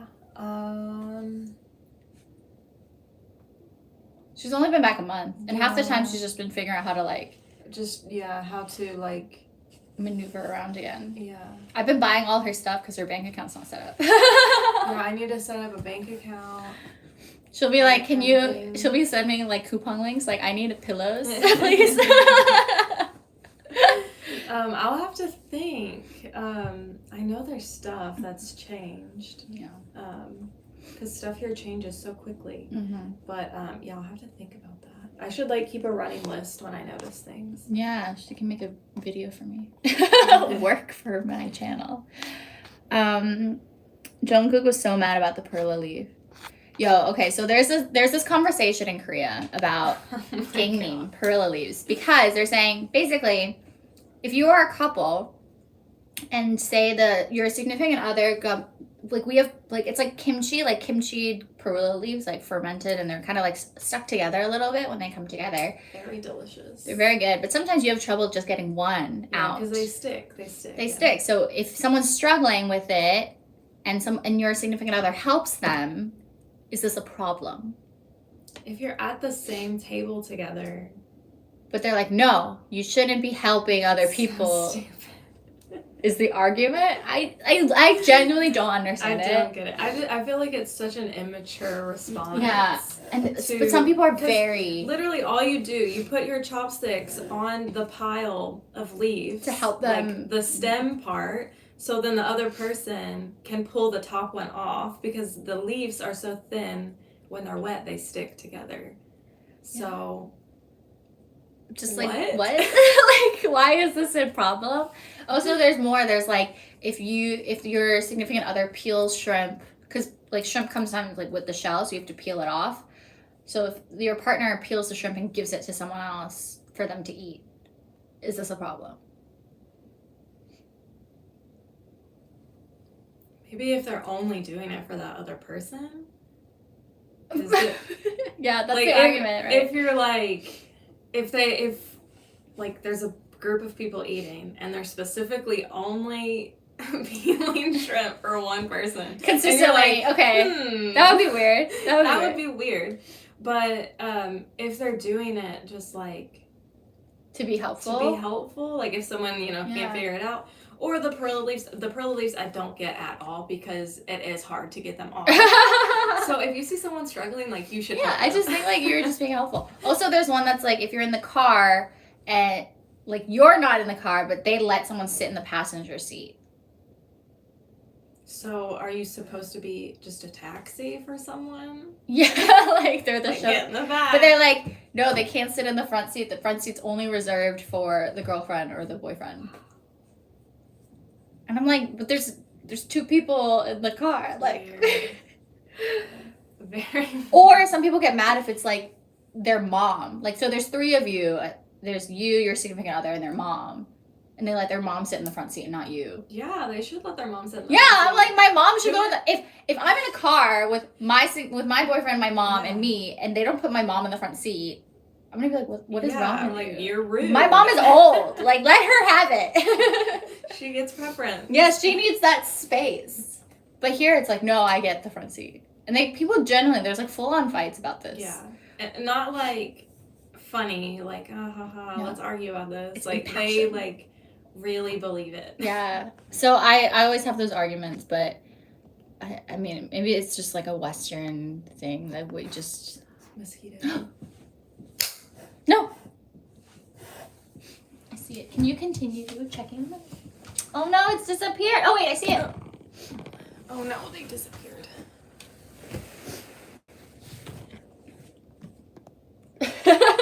This is my live stream now. It's the mosquito. Was in Korea for 1 month in August, September. We'll be back in December for Christmas in Seoul. Oh, fun. It's going to be cold. Yeah. Hey guys, thanks for your E6 info videos. Can I ask how long would an intermediate Korean speaker moving to Korea become more fluent? Do you know? What was it? How long would an intermediate Korean speaker moving to Korea become more fluent? How long would it take? I mean, it's again like how much you're gonna use it and how much you're actually gonna like immerse yourself in the language. If you're taking classes, it would be faster. And if you're like studying and like practicing. Yeah, if you're using it and Yeah. like genuinely studying it, like maybe a couple months. But if you're just like vibing, like it could take you a long time. Oh no, I lost the mosquito.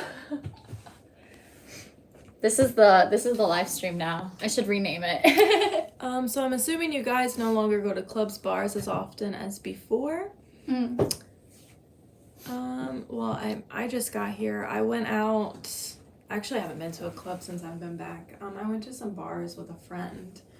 You went out your first weekend though, to the bars. Bars, yeah. I haven't been to a club since I've been back.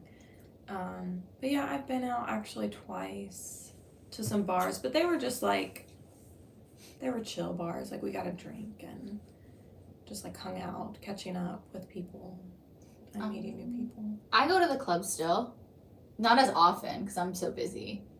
But I go like, not like maybe like every other week. I'll go in, but not like before. Like before, I used to be like Friday, Saturday, Sunday, Thursday, Friday, Saturday, Sunday. Like I used to like really go hard, but I don't really do that anymore. I'll go out like once a week, and then I'll go out once every other week. If that makes sense. Yeah. So not as often, but I still go. You should follow me and see my stories, and you'll know. Did we miss? Are you guys dating again? We're not dating. We were never dating. I told you we need to clarify these things. We like men.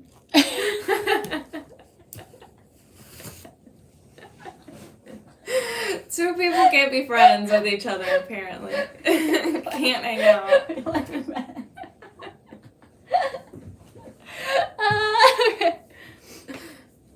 Okay. Where was the last one? What's the weather like in Seoul recently? It's becoming fall. Fall weather is upon us. To me, it sounds like you don't have a lot of confidence in relationships if you get upset about these kind of things. What things? Yeah, like if you're upset with someone helping someone get a perla leaf off of a pile. Yeah. Yeah, I think there's a lot of insecurity sometimes. Yeah. With these things. There's clearly like a lot of so when you first start dating in Korea as well, like they don't get to know each other before they become a couple. So it's literally like it'll be your first or second date and they'll be like, "Do you want to be my girlfriend?" Yeah. So I don't think there's like trust built into the relationship. Like if that's just how they automatically become a couple. So I think that creates a lot of... And probably if they've been together for a while, then they probably won't care if their partner is like helping someone out like that. But yeah, if they're just starting, it's kind of like, I guess, if you think back to like high school and kind of how like people acted then, but it's just because like they don't actually know each other. But then they're exclusive like so fast. I'm still trying to find this mosquito. It's gone. Oh no. I was this close. It was so close. I like okay. I like your shirt. Where is it from? This one I got. Oh, I was walking from Hongdae to Suncheon, and there's one of those like street like no brand kind of stores. And I saw this in the window, and I was like, that would make a great pajama shirt. And they had them in all different colors, but I chose this one. It's really big as well. At first I was like, oh, I could just wear it as is, like with shorts, but I don't know. I just wear it for sleeping.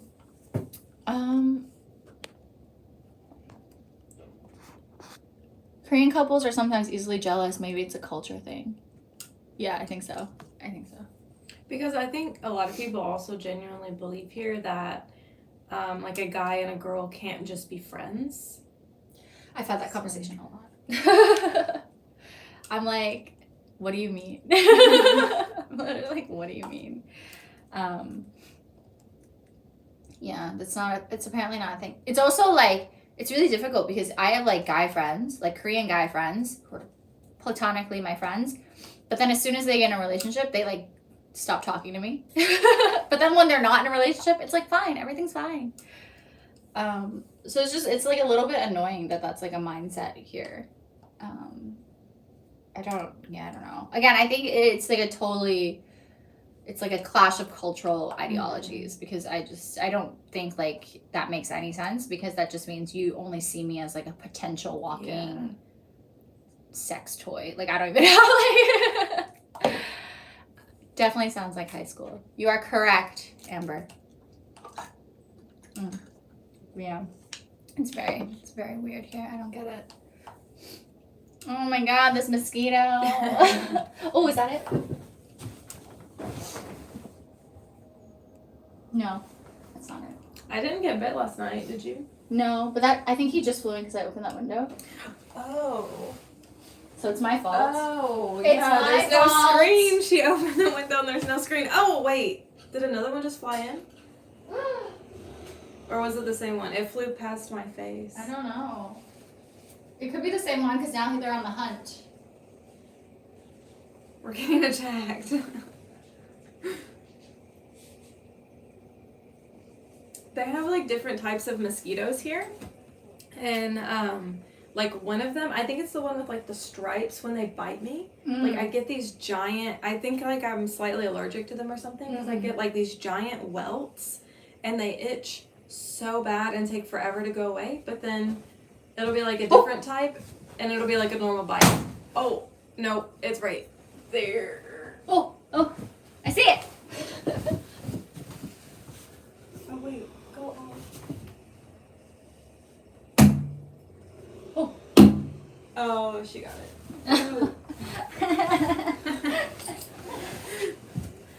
Anyway, mosquitoes here are bad.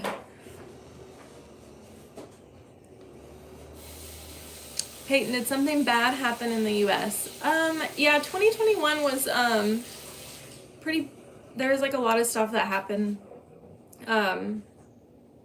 Sad stuff with like my family and like just like my work life was hard. Mosquitoes that bite are she's. LOL, males don't bite. I got it. I got the mosquito. Yeah.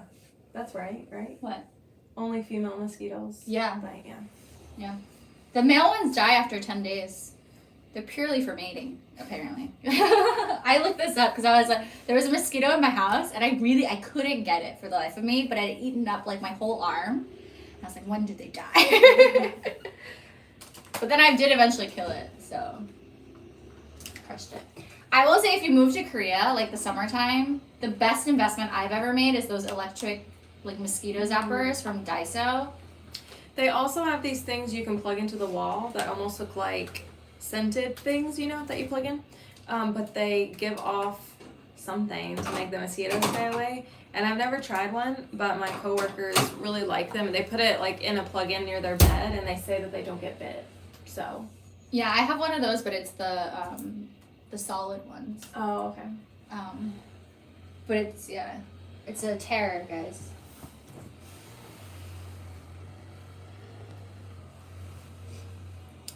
I watched your videos about some of the things that happened to you, Peyton. Hope Korea is a restart for you. Thank you.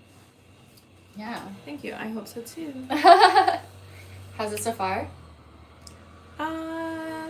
It's been pretty good. It's I think it's hard right now mainly because like I don't have my ARC, which they changed the name. Yeah. They took out Alien. Yeah. So I guess it's just now Foreigner card.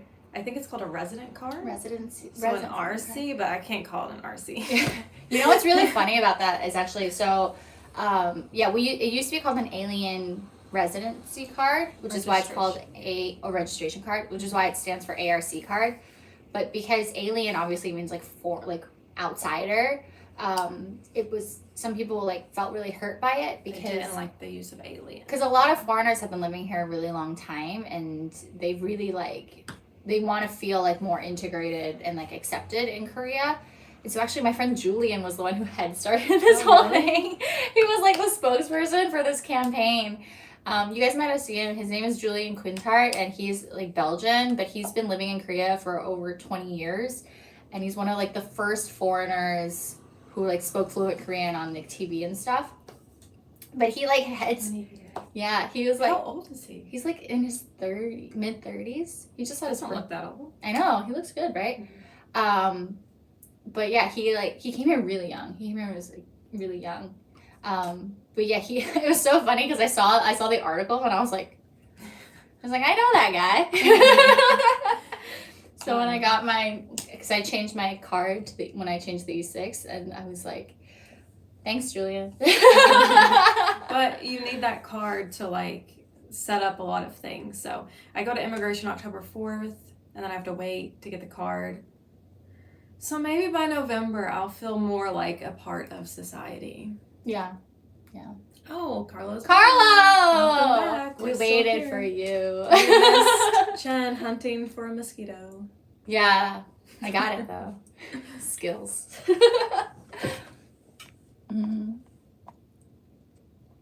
What's going on?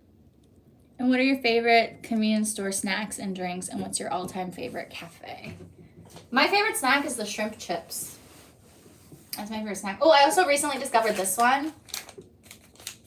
They're 0 sugar jellies. They're still equally as unhealthy for you, but they're really good. They come in peach and kiwi flavored. Peyton's never had these. Let's have her first reaction. I didn't plan this. But I love gummies, so that's why. I like that it's Ziplocked. Yeah. Okay, there's a peach one and a kiwi one. Tell us your thoughts. I got a bunch of my friends hooked on these recently. Wow, she's really not feeling it as much as I felt it when I first ate these. That's pretty good. They're pretty good, right? They say they're That's 0 good. sugar. I don't know if they're actually healthy It's for a you. good peach flavor, but it's not like too sweet. Like some gummies, I think, taste like Too sweet. fake. Yeah. These ones. Take a screenshot. Shrimp chips are my favorite, like snack though. You'll have to ask me in a few months because I haven't really been buying snacks because I've been waiting to get paid. Oh yeah, so. she can't buy I haven't got like when you come here, you have to wait. You have to work your first month because you get paid, the month after. So I haven't been paid yet. So yeah, I've been living cheaply. I've been buying vegetables and tofu and bread and peanut butter. So nothing excessive. Mm-mm. Meanwhile, my house, very different story. If I don't have snacks in a cupboard, like someone's dying. A kiwi one's good too. Favorite cafe? I don't know about my favorite, but recently I've been going to a lot of cafes around like the Songsu area, and they've been really nice. The Songsu area is known as the Brooklyn of Korea. It's not, but let's not compare stuff to Brooklyn, please. But it's like very artsy and like very hip. Where is Songsu? It's like Jamsil, next to Jamsil. Oh, okay. Like Common Ground. It's like right there.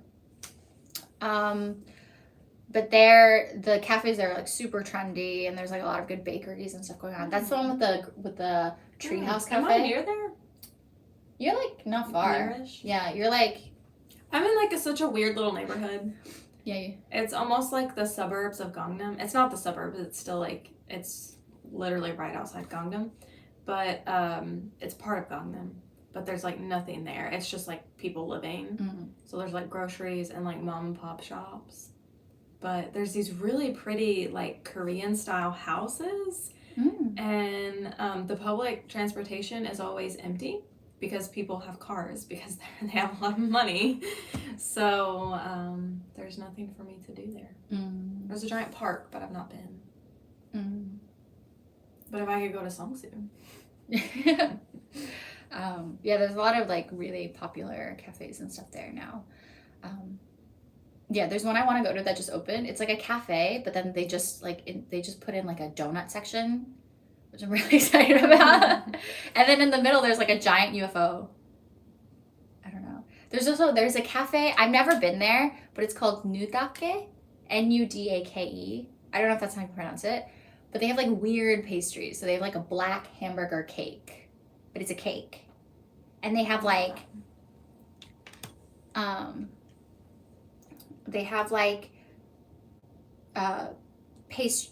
pastries shaped like a lamb, but like real looking, not like cartoon looking. It's really weird. I don't even know how to explain it. Let me find it. I'll find it and describe this to you, because we went there, but we didn't have time to like eat there. But it looks like this. Whoa. Right? Like, look how intense that is. How much is that? It's not expensive. This was 4,000. Oh. For this. What's inside? I don't know. It says 양pan. Mascarpone cheese. Oh. And white cream. Other stuff. I don't know. I don't know what this is, but this is also a pastry. Do they just have one of like each pastry? No, it was to show your options. This is a corn ramen burger cake. What? Yeah, I don't know. So I'm like determined to go and try it. But yeah. That's like a fun one. But I don't know about my favorite cafe. Worst experience in Korea. Probably my apartment. The first Hagwon. It was really bad. I made a whole video about it if you want to go see it. This apartment that my Hagwon gave me, and then proceeded to gaslight me into thinking like I was unappreciative of this nice apartment that they later themselves called trash. So they were just trying. This is again one of those issues where like they say like this is just how Korea is, but it's really not, and they just want you to accept what they're giving you, even though it's completely unacceptable. That's like the most I've ever laughed and cried at the same time. Like I cried because I was so sad, and laughed because of how ridiculous the situation was. It was so bad. I had to go to her house to like shower and use the bathroom because my bathroom was broken. That was fun. It was really bad. It was really bad. It was really, really And that was bad. after making you stay in a hotel for like a week. Yeah, so I had no clean clothes because all my other stuff was packed away and waiting to be moved to my new house, and I'd been living out of a suitcase for a week while teaching. And yeah, I'd been moved to like 3 hotels in that span as well. It was nightmare. What's yours, Peyton? Share the joy. I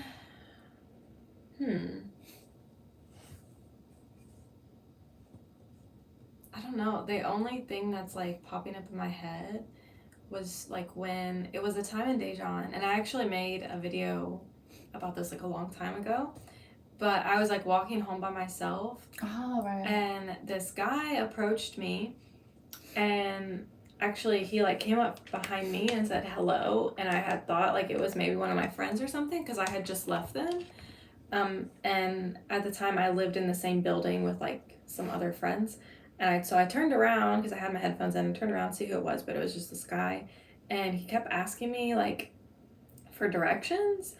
So I was like, okay, well, I'll pull it up on Naver. But then he was like being really pushy, and like he wouldn't leave me alone, and he like wanted me to like go with him, and like I kept like just like, you know, like telling him, okay, like no, like leave me alone, go away. And he did not leave me alone until he saw on my phone that I had like called a friend. So he like saw that my phone was like, he either thought I was calling someone or like recording him or something like that. And so he finally went away. And then whenever I was like continued walking home, and I was paranoid because I was like, what if he's following me because he saw me go in the other direction. And then as I was like walking to my apartment, which the alley was dark, and then I hear someone behind me say hello in English, and I turn around and it was a different guy. And that was like, it just like compounded on each other to where that was the only time I ever felt like in danger. Yeah, like not completely like comfortable and safe by myself. But it was just because like that they were just like being like so pushy. And if I had just ignored him, which I do now, but that was still like I was kind of new. Yeah. Yeah, and it's much more like, it's like when you're really foreigner looking, they always are like, hi, like, do you want a language exchange with me? Like, they always say stuff like, I've been really wanting to learn English, which is also like, I just find it kind of rude because you're basically like trying to get free English lessons. I mean, they're trying to get a date, but like, I'm already working. Like, why do you think I want to work more? Like, even if it was really for English, which is not. But they always say that, like, I've been really wanting to learn English. I'm like, that's cool. There's schools for that. But I also feel like pretty lucky, I guess, that was like the worst thing that I ever experienced. It was just like, yeah, it could have been worse. It could have been worse. Yeah. I made membosha at home, Jin's membosha. That's not like a super popular snack food. That's like a heavy meal. But you know that chef, the one that Jin learned it from, he was like, he worked in, I don't know if it was like the Taiwan consulate or like he worked in Taiwan for a little bit. But yeah, I don't eat that very often. It's not cheap actually. Do you know what I'm talking about? Mm-hmm. It's a shrimp sandwich. It's like shrimp paste. They make like a shrimp paste and then they deep fry it between two pieces of bread. Oh. You can buy it at Emart though. I don't know how good it is. You could like put it in the air fryer. But the famous one is at that restaurant run by the famous Chinese Korean. He's a Korean chef who worked in Chinese cuisine. But I used to live near that restaurant and it was always booked. Like you have to like reserve it, whole thing. Mm. I think I tried to make it once and it was like too difficult. I was like, gotta give up. Carla says, sorry I missed a lot, but are you now staying long term in Korea or are you just taking it year by year? Yeah, I don't know. She's vibing. But at least the year, she's stuck here for a year. Is rent under 1K for your places? Mine is really cheap.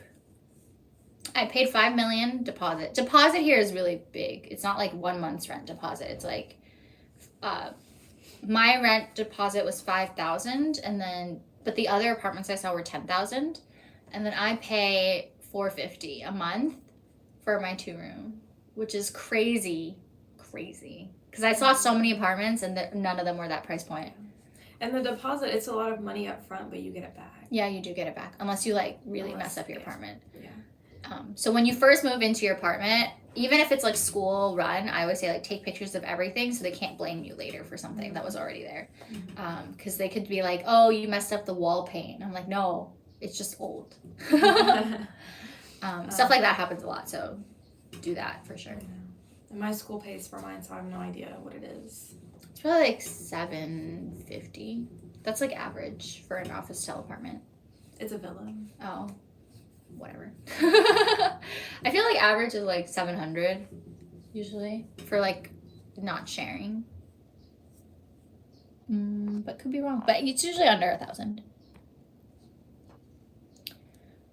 Did you guys ever go on a date with a Korean guy and is it different?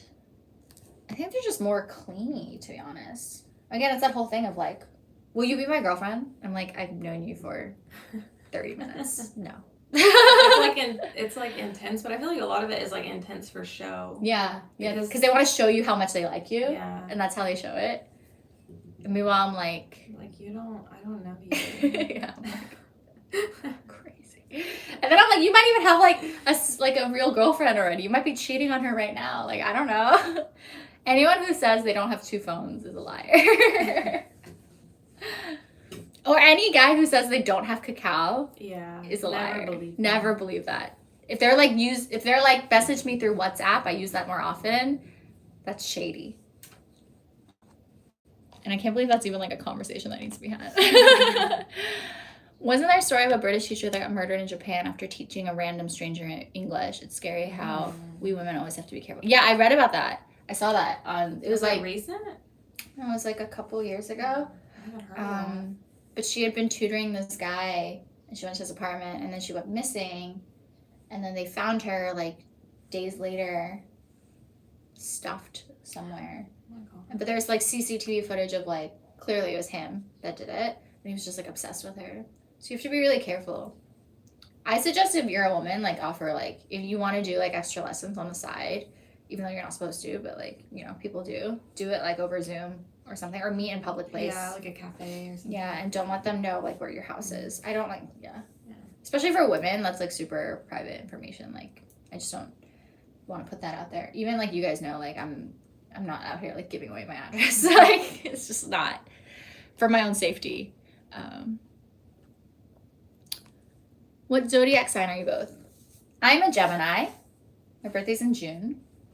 I'm a Capricorn. Yeah. January. But I don't know if I really believe the zodiac signs. Like, you know how it's like... But here, they don't care about your zodiac sign. They care about your MBTI. Yeah. It used to be your blood type, but now MBTI is, like, the biggest thing. So everyone asks. If you don't have an answer, you're going to be an outsider. Sorry. I feel like some of it, like, not all of it, because it has to be generalized to, like, fit enough people, but I think some of it is true. I think it fits really well, though. Yeah. I'm an ISTJ, and I think that's, like, pretty accurate. I think it fits enough to, like, but, like, you shouldn't, like, I don't think people should take it so seriously where they're like, oh, well, you're this, so, like, I don't think we can be friends, or, like, I can't date people who are this. I don't know anyone who does that. Maybe as a joke. Like, on the internet. Yeah, as a joke. Um, But also your MBTI can change, which I think is, Yeah. like, more representative than, like, what's your blood type, which is also a really big thing here. Because your MBTI can change depending on when you take the test and kind of your mentality. Because you change, too, as a person. You grow older and you change. Because I definitely used to be an E. Now I'm an I because of COVID. But ISTJ makes sense. I'm super, like, logistical. I took it, like, 4 or 5 times over the past few years, and every time I got INFJ. They said the killer got plastic surgery multiple times and got caught years later. What? Oh. But he got caught. I remember that bit. He got plastic surgery to, like, not get caught? Yeah, to look different. I'm surprised they haven't made that into a movie. Maybe it will be later. Or maybe it already is. There's a Korean woman who got all this plastic surgery to look like Kim Kardashian. And she doesn't look Asian anymore. It's like opposite of Ollie London. The opposite. Wow. Oh my god, I actually saw a guy Reddit telling a story how he got rejected after he told his zodiac sign to his date. Yeah, like, it happens. Like, there's people out there. Like, there's all kinds of people. Take it too seriously. The internet is a wild place. I'm telling you. Guys, because I made that TikTok that was like, discrimination is bad. Because there was like a club that like wouldn't let in foreigners, and I was like, that's really messed up. Because you're judging people based on their nationality, not for like the conduct or a character. And then people on the internet got really mad at me. And they're still fighting. To this day. It's been months. I get like comments in it that are like, you need to respect Korean culture. I was gonna say, they did like the Hagwon thing, where they're like, well, that's just how it is here. That's just how it is. You just have to accept discrimination. And I was like, no. What? What? And I was like, as a joke, I started asking all my Korean friends, like, so, I heard that discrimination is like a really big part of your culture. Is this true or false? They were like, what? So yeah, it's not, just spoiler alert, it's not a big part of it's not like an integral part of Korean culture is discrimination. They don't accept that as a rationale, so yeah. But it's crazy, yeah, I made a thing that was like being discriminating against people based on their skin color, based on their nationality is bad, and people said, no, it's great. It's a good thing. So the internet, anything goes, guys. It's the Wild West. And I feel like a lot of people in the comments weren't even Korean. Yeah, that's the They're thing. just like defending it because like they love Korea. Yeah. Yeah. Or there was one girl who was like saying it was because they want to protect Korean women against sexual assault, and I was like, what? So only foreign men? Yeah, only Like, foreign sexual men. assault? And then I was just like, and I guess foreign women, we also, because we're not allowed in there either. Yeah. But then I was like, the amount of times like sexual assault happens in Korea. I was like, it's a major problem. Look at those like pervert cameras in the bathroom. Yeah. Like, I was like, that doesn't even make any sense. And I was like, if your whole thing is like sexual violence against women, then we should just ban all men from the club. And then she's like, how can you be sexist against men? And I was like, that's your argument, crazy lady. Like, I was like, I'm just being sarcastic and repeating what you said. I hate the internet sometimes, guys, I swear. Did you see any racism in Korea and experience it? That was like the most recent one. That's what I was saying. I was like, I saw this sign at the club that was like, you cannot come in unless you are Korean.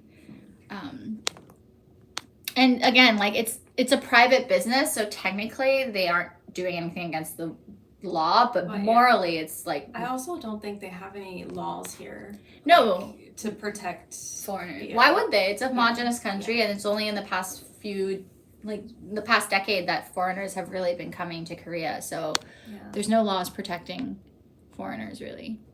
And then yes, it's ironic how they blast in Western music but don't let them in. Exactly.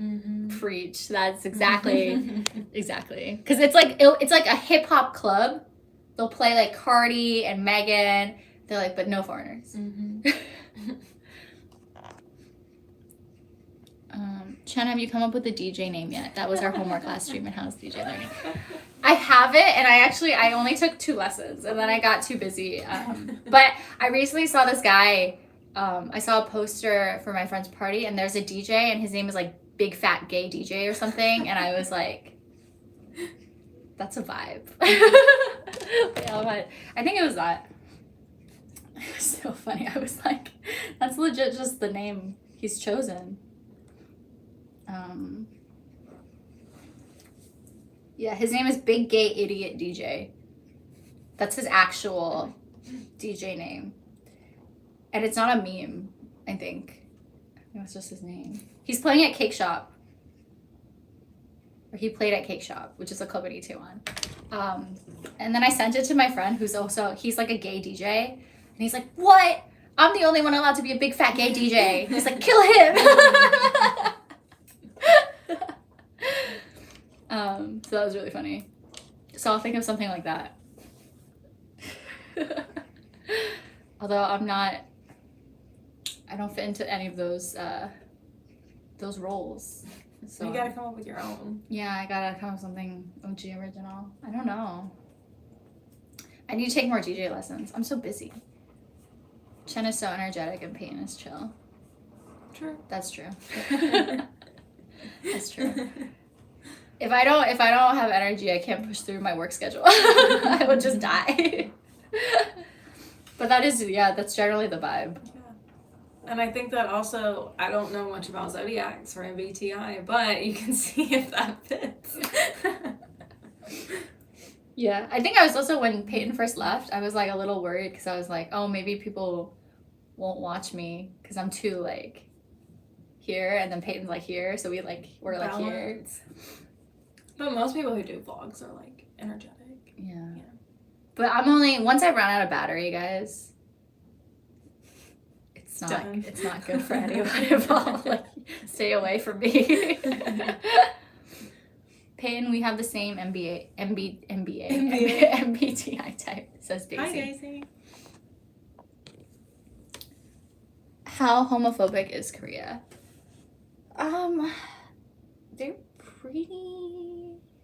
They're better than before, but they're not the best. I think a lot of it is like, as long as you don't talk about it, it's okay. Yeah, you don't really see it either. Yeah, I think they just like to ignore it. Like, they know it's there, but they don't want to see it. And like, even I know some people who are like low-key homophobic, and they just like, they don't express it. Like, they're not like, like holding up signs or like fighting people, but they don't want to see it. Like, they'll just be like, oh, let's not. One time I was walking with someone, and I didn't really realize like the extent of it, but then he's like, oh, I don't want to walk up this way. Let's walk around the other way. And I was like, why? And he's like, oh, because that's like where all the gay clubs are. And he's like, I don't want to see them all out. And I was like, I'm was like, now I'm uncomfortable with this conversation. Where is Yeah. going? So there's a lot of that, I think. And there was the Pride Parade happens every summer, and I saw that I think the Seoul mayor is like pretty outly homophobic and has made it really difficult for them to have the parade and the festival, but they did. Like they were able to do it. But they made a message. They were like, guys, like, we know it's the Pride Parade and we want to celebrate Pride, but they have threatened that if it's too sexually like adversive or like You couldn't show too much skin, like your clothes when like I don't know, the water bomb festival. like it's not like that's the only time that people would be wearing tank tops or like short shorts. So it's just very like directed, like obviously directed at. And so they were basically like, guys, like, we understand, we want it, you should feel free to express yourself, but it's also really hot. it was like dead summer. But they're like, if you show too much skin, they're threatening you to not allow this to continue, which is so dumb. It's so dumb. But it's really annoying because like parades, obviously, and even like protests, they have to be approved by the government in order for you to have them. Yeah, and it's kind of the same here as like in the US. Like there's a lot of like big like religious groups that have a lot of money and power. So they also like influence the politicians to like go in certain ways. Yeah, so it's like, I don't know, I just think it's crazy. Like, if I want to protest the government, I have to get the government to approve my protest to protest them. Like, it's a lot. It's a lot. But yeah, they were just trying to have a good time, and the government was not having it, apparently. How long are you back in Korea, Peyton? She's here for at least a year. Oh, Ren is here. Hi, Ren. Hi. How did Korean women treat you guys? Like nice. Yeah, they're nice. What do you mean? Yeah, like other. They're like, they treat us like people. Yeah, and what? I don't get it. I mean, like, are they like mean to us because we're foreign? No. Any Korean woman that I've ever talked to, like, which it's not like it's, like, strangers don't normally just come up and talk to you, but like if I've been out or like at a bar or something and you end up like talking to like the group next to you or something, like everyone's been really nice. They usually tell me I'm pretty, and that makes me feel good. So yeah, that's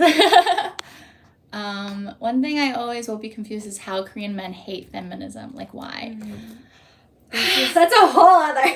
Yeah, that's a big thing here. It's a huge thing. They hate feminism. They are like of the belief that feminism is like where women decide that men are inferior. Yeah, they don't have the right definition of what feminism actually is.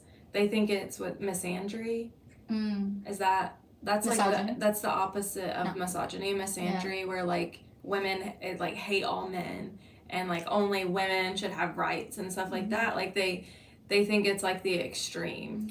And there's a lot of men who are still of the belief that like women have certain roles in the, and it's actually like, because they don't talk about it up front, like they don't talk about it outright, but it's like that conversation is had where it's like clearly the woman needs to give up her job to go like take care of the kids once they get married and stuff like that. Like there's certain roles they still believe women should be holding, and there's also a lot of like inferiority complex if like a woman makes more money, stuff like that. Like I know like that stuff happens a lot here still as well, with mostly Korean couples, and also like foreigner couples. I think it's usually influenced because it's like a generational belief as well. So like the mother-in-laws and stuff like that, if you have like a nightmare mother-in-law, which I used to think was just in dramas, but it's real. I know so many people who hate their mother-in-laws.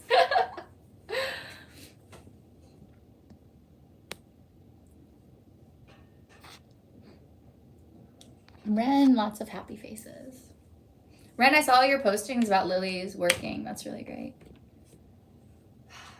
Guys, we have a full day ahead. I'm gonna need another coffee. I know, this is too. not doing it. Although this hotel was so nice. If you guys are ever in Suncheon, Hotel You I need to am. stay here. It's super nice. This is the vibe. You just steal your car. No, my sister took it. I have a big family, so anything that I owned, like I could find people to take it and use it, and so yeah, she took over my car payments.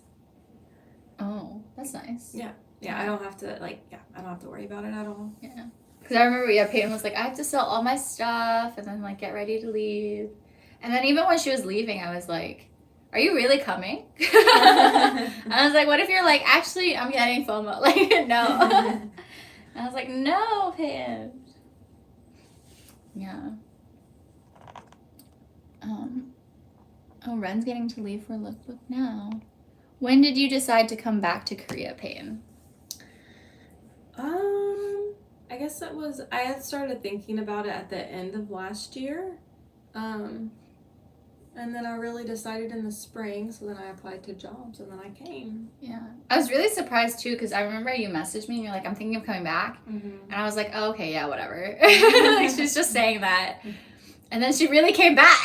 Yeah. She was like, I'm actually applying to jobs. And I was like, oh. Yeah. So it's crazy. And it didn't take very long. It was really fast, I think, was also like. Yeah, it was. It was fast for me too. Like, it's still been hard to kind of like, I guess, like, wrap my head around because it did happen so fast, and like now I'm back here. Yeah. So. I think like the longest was you like shifting through all your options. That took the longest bit because she kept getting like all those really shit job options. I did so many interviews and I got so many contracts to look through. Most of them were terrible.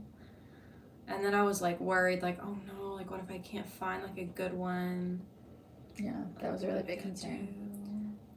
But I hope it works out. That's her actual face. Her the whole time like, what am I gonna do? Yeah, that was crazy. I was like really surprised at like some of the really terrible contracts out there. So guys, be careful if you're coming here. Great to have you back. Are you going to be back to doing the show together? We had a show. Our show. We did think about doing a podcast together. Yeah.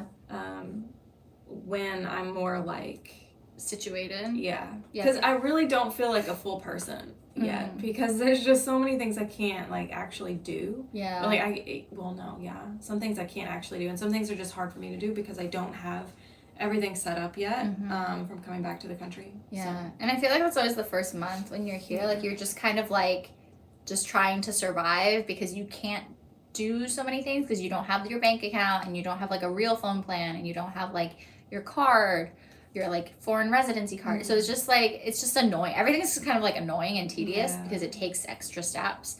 And then I was saying, I was like, every time I'd be like, you're so lucky you have me. Because like when she needed to like have a phone number reference. Yeah, because literally when I first got here, like I had to get the PCR test and I had to have a Korean phone number that they could text the results to. Which doesn't make any sense. I didn't have one, which I could have had one, but AT&T scammed me. I'm not really scammed. I just didn't read the fine print.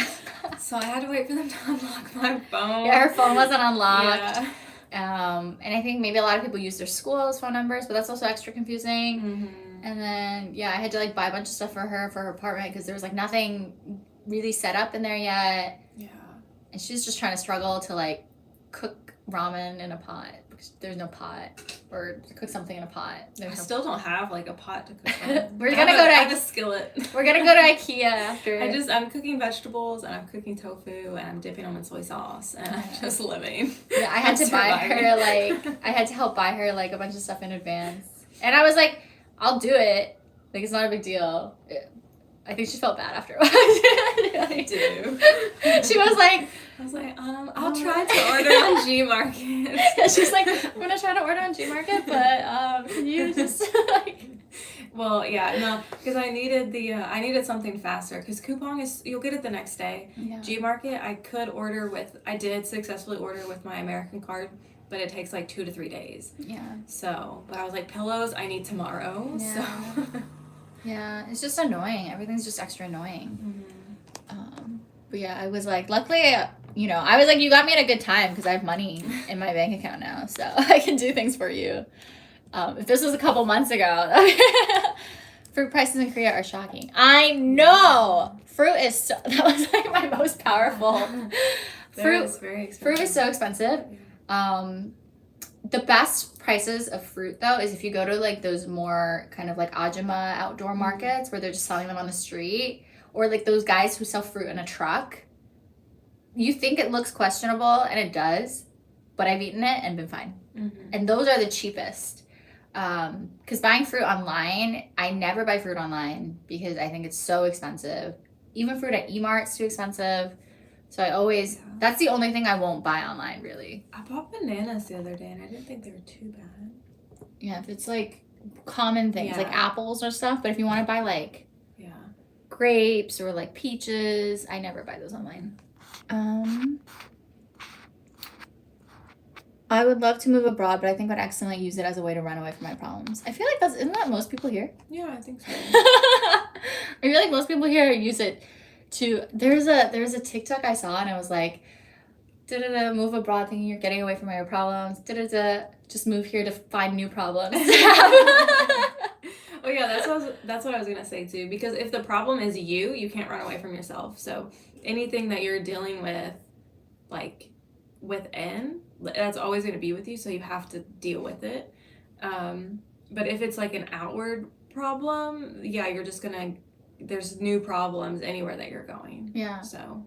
But if you want to get away from that specific problem, that could actually work. Yeah. Like for example, I wanted to get away from my corporate job. And then I got out. Yeah. And I got another terrible Hagwon job toward the middle bit. But then I'm working now as a different thing. Yeah. So you find new paths.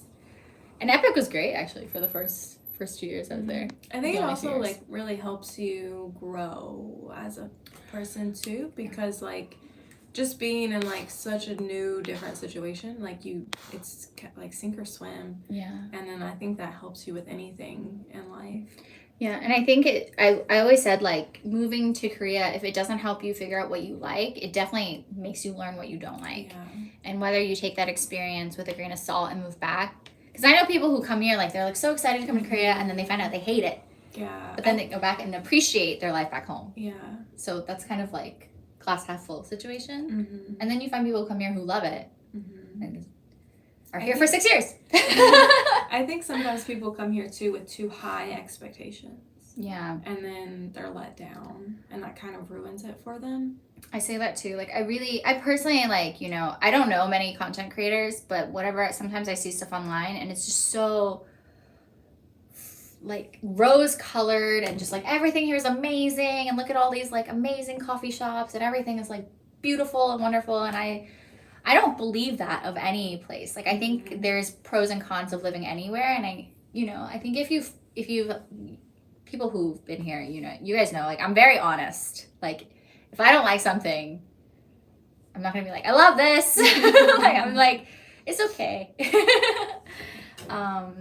So I do think it's really important because a lot of people come here and they want to start social media. And a lot of people have asked me, like, how to start YouTube and things like that. And I'm always just like, you can do whatever you want, but I do think you owe people a certain level of like realism.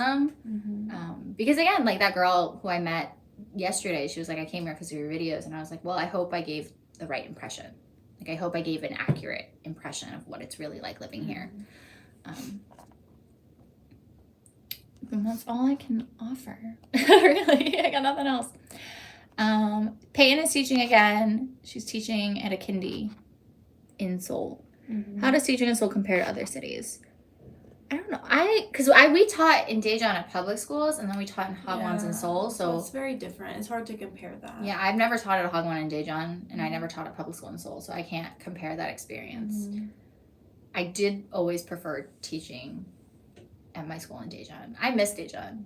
We're gonna go back and visit. I'm coming for you. We're gonna go. I miss it there. Everyone was so nice there.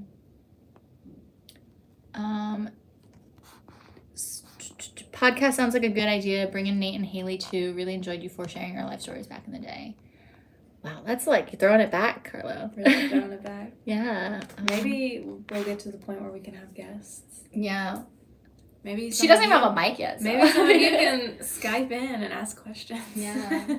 I told Peyton, I was like, I'll do the podcast if you set up everything. Because I don't have time for that. There's much to set up. Yeah. But like, you need to come up with like the topics and like, I don't really know how a podcast works. I would need to like listen to a few podcasts. We would film it too. Yeah, we'd have to film it. You upload the audio and then you also upload the video of it. Yeah, so she'd have to like deal with that. Produce it. Yeah, she's the producer because I'm just there as the talent. Because I was like, I don't have time to eat, so I'm just like, yeah, I'll do it if you set it up. Do you get nervous reaching a certain age, like future plans? I get nervous trying 30. Yeah, I think everyone does, no? Like, you have to take care of certain things at a certain age and hit those benchmarks. And my mom's always like, why are you not married with children already? And I'm like, I don't know. I also think, like, you just also, like, you can't care what people think because at the end of the day, it's your life. Mm-hmm. So, like, if you're doing what you think is best for you, then what they think, it just, you can't care about it. Otherwise, you're just always going to be chasing something that other people think that you should have. Yeah, and there's no way I'd be doing what I'm doing now if I listened to what everyone else thought. Like, I also think you should never listen to people who aren't also doing, like, if you know someone is like not happy with their life, but they're like, why don't you have this, and this? Like, then why would I care about what you think because you didn't even like go after what you want? That's secret shade right there. It's like, you're not even happy. Like, if you're not happy in your life, like, why are you trying to tell me what I should do with my life? Or people who like have lives that you don't want. Yeah. Like, it's like they could be happy with their life. They could be happy, but if I don't want that, then like more power to you. Yeah. But yeah, and this is like, I've said this before in other videos, like when I was working corporate in New York, I literally looked at my boss and I was like, I don't want to do your job in X years. And that's not like throwing shade on them. I was just like, personally for me, like that's not what I want from my life. And so that's one of the reasons I left. And I think that's one of the things too. And my family thought I was crazy because I had this like quote unquote like great job and like it's on paper it sounds amazing, but it just wasn't fulfilling for me. And it might be for someone else, and that's totally fine. But for me, it just wasn't it. So that's why I made the change and made the leap. And, it wasn't easy. And I was teaching, which I didn't really want to do for quite a long time, but I was still working on other stuff. Like, we made the channel pretty early on, and it's now spun into something that I can like utilize to do other things. And it took a lot of time, and it was really, really hard. But I'm where I am now, like to be able to like even be in Suncheon today, like I wouldn't be able to do that without you guys in this channel. So just do what you want. I think life is too short to care about benchmarks. And I also think like I try to look at it as I'm grateful that I'm able to get older because I also know people who didn't get this opportunity to also get older and experience more of life. So I think you just have to try to shift your perspective on it. And I just hope that as I grow older, I will like be wiser and like, I don't know, just have like more fun with life, with like more experience. And I'm looking forward to my 30s is what I'm saying, because my 20s, I just feel like your 20s, you don't really know what's going on, and like there's a lot of stress, and so I hope when I get to my 30s, I'm more like, what is it? What's the thing from 13 going on 30? 30, flirty, and thriving. Yeah, I hope I'm that. How is Peyton's apartment situation? She has a bed. I do have a bed. I have a desk. Actually, it's not bad. It's like, I'll have to show you guys. There was this whole thing in the beginning, but I don't want to go into that right now. But the apartment that I'm in, like the kitchen has like a little sliding door, so it's like split off. And then it's like the bed area and the bathroom. And then behind the bed, it like opens up and it's like a little like long almost like a hallway looking thing with windows. So I get like good sunlight, and it has like a built-in closet that's like really deep, so it's like good storage. And then in this side is like built-in shelving and a built-in, like, I guess it would be like a wardrobe, with like shelves, and a built-in floor-length mirror. So it's definitely not bad. Yeah. But it's way smaller than my last apartment, and my last apartment had like a really good view and a lot of space. So I do kind of miss that apartment. Yeah, she had a really nice apartment. Yeah. But that apartment was like nicer than any of the other teachers' apartments in my school that lived in the same building. So I just got lucky with that one. So I can't really, like, it's not fair to compare it. So. But to be fair, the first apartment she got here, like this month. Oh, yeah. Really when bad. I first came, it was really bad. I like wanted to turn back around and go back to the airport. Yeah. I was like, Peyton, don't leave. I was like, seriously, no, like I got to the hotel that I was staying at and I cried. And, Yeah. Because I chose to stay in a hotel because I was like, I'm not sleeping in that place. Yeah, it was gross. But the school. But also the school. Give me a different one. The school didn't. I don't think the school checked the apartment. I don't think they did either. Because they were also they were shocked because they sent the school hours are 9 to 6, and I got to the apartment at like 5:30 p.m. on a Friday. And so I texted them and I was like, I don't mean to be rude, but like I can't sleep here. And I sent them pictures of it. And then they sent someone like quickly over because it's kind of near the school. And like she got there in like 15 minutes and she like looked and she was like, oh my gosh. Yeah. And she was like, oh, like we'll come and like we'll clean it tomorrow. And I was like, okay, but I'm going to a hotel. Yeah. And she was like, oh, you're going to a hotel? And I was like, yeah, I've been awake for like 24 hours. Like I want to shower and go to sleep. And they did spend like the next whole day like cleaning it. But then she texted me and she was like, yeah, bugs keep coming out. It was not good. Really bad. So we'll make a video about it because there's like pictures and stuff we can show you. But that is one of the cases where like the school meant well, but they didn't execute it well. Yeah. And they also didn't realize how gross it was. Yeah. Which was kind of concerning, but also like, okay, at least fair play. You didn't like purposefully. It wasn't like my situation where they purposefully put me in a dump hole. They didn't come in and they're like, what? This is really nice. Yeah. What's wrong with you? Yeah, so you're getting like two similar but handled very differently, these situations. If you guys didn't check out listen guys, still literally everyone should go check out my apartment video because that was truly traumatic. I still have PTSD. Peyton got her job through a recruiter. Yes. I just graduated college and have a tech sales job, but I definitely don't want to do this for my career, so thinking about other options. Yeah, again, guys, I get it. Like, everyone needs to pay bills. I need to pay bills. So we do stuff we don't necessarily always want to do, but if it's, like, your career, you know, like, you can always, like, do two things. I also think the majority of people don't do what their degree is actually for, because, like, you can use those skills for a lot of different things, so... I don't think you have to feel like you are like stuck at your job because that's what your degree is. Yeah, I think also people feel like obligated to stay at their job because they have to pay their bills and you have to make money. It's important. I'm not saying it's not.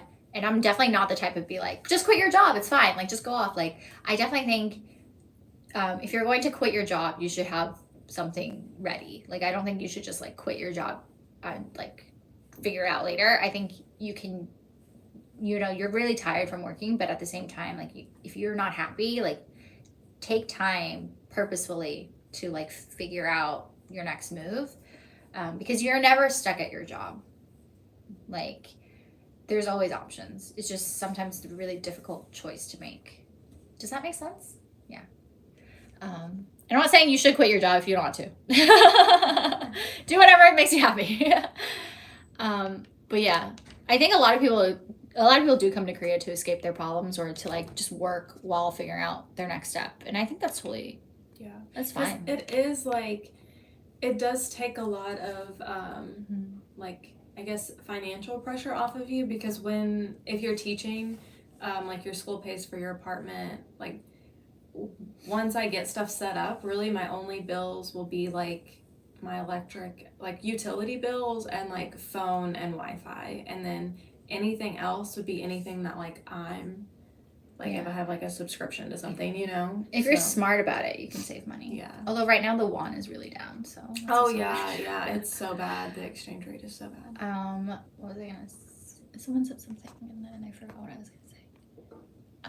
But also remember that like if you do teach here, it's still your job. So like you still need to like do it. I want to just make that clear. I'm not telling people to like come here and just like ignore that the fact that they still have responsibilities as a teacher, because you still owe it to your kids to do your job. But I'm not like I know there's a lot of people on the internet who like you have to like be a teacher to come teach here. That's not what I'm saying either. I'm just saying be responsible for your obligations and for your responsibilities. I just want to make that clear in case anyone's like coming after me on the internet later. What are some things to look for when reviewing contracts and choosing a good school? Your pay, that's most important. You have to look at your pay time off, your vacation days. The hours that you're meant to be at work versus the hours, like it'll have working hours and teaching hours. So then the teaching hours will let you know how many hours you actually are like going to be teaching. But then also ask like, because like my contract, the teaching hours, it says hour, but it means like, because the class periods are 40 minutes each. So that is considered a teaching hour. So it's like getting to like the bottom of all of that to figure out like exactly what you're going to be doing. It should also cover your vacation days. It should be at least minimum 5 and 5. That's the minimum. If you have red dates off, like red holidays, that should be very clear in the contract. But sometimes it's not, so like make sure it's in there. Weekend work, if they expect anything from you on the weekends. And if that's going to be paid overtime. And then also if you, like making sure like in the contract is stated like how health insurance and national pension, they're going to be putting. And there's 4 different types of health insurance and they should cover all of them. Yeah. And that should be in your contract. Yeah. There should be like clauses in terms of like, you know, whether if they're going to fly you in and fly you out, that should be really clear. I always ask too, like during interviews, like I ask like when, because based on your contract, like there's a time that you should be coming in, but like what time are you expected to come in? If there's like time to plan for your classes, like do they give you time to plan for classes? Because if it's all working and no planning time, but they expect you to make lessons or expect you to do grading, like that's a problem. Yeah. How much prep time do you have versus like what you actually need to prep for? Yeah. You can never really 100% know, but I think if you ask like basic questions like that, it really you get a good sense of like what to expect. We also always ask like, what's the retention rate? Like how many teachers is this their first year teaching, or how many teachers have like stayed? Yeah, and whenever I was interviewing this time, I always asked like, how many teachers are you like hiring for right now, and like what are the classes that are like that you're hiring for, just to see like how many people are leaving at the same time, and also like if it's like all the 7-year-old teachers are leaving or if it's like a mixture, because then you can kind of see like what is kind of like more going on. Yeah, you can't ask outright and be like, are there any problems? Because they won't tell you, right? So you have to like kind of like sneaky link, like figure out what the problems are.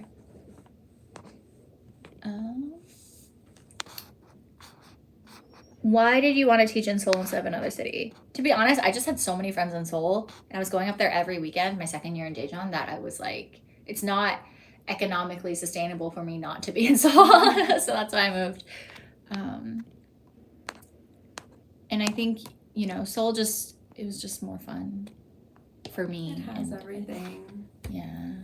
Although one of the downsides was we talked about this after we moved to Seoul, we didn't really travel as much. Yeah. And I think it is fun to travel like within Korea. And you can if you're in Seoul. It's just I think you're more prompted when you live at other places. So we definitely got to explore a lot more of Korea when we were living in Daejeon. Are you going to do more streaming lives like this often? I would like to. I always mean well, guys. We just have to this past month has just been really chaotic. Like before that, it's just been really crazy. And I was trying to really stabilize my lifestyle, if that's the best term. So hopefully, I want to make this maybe every month.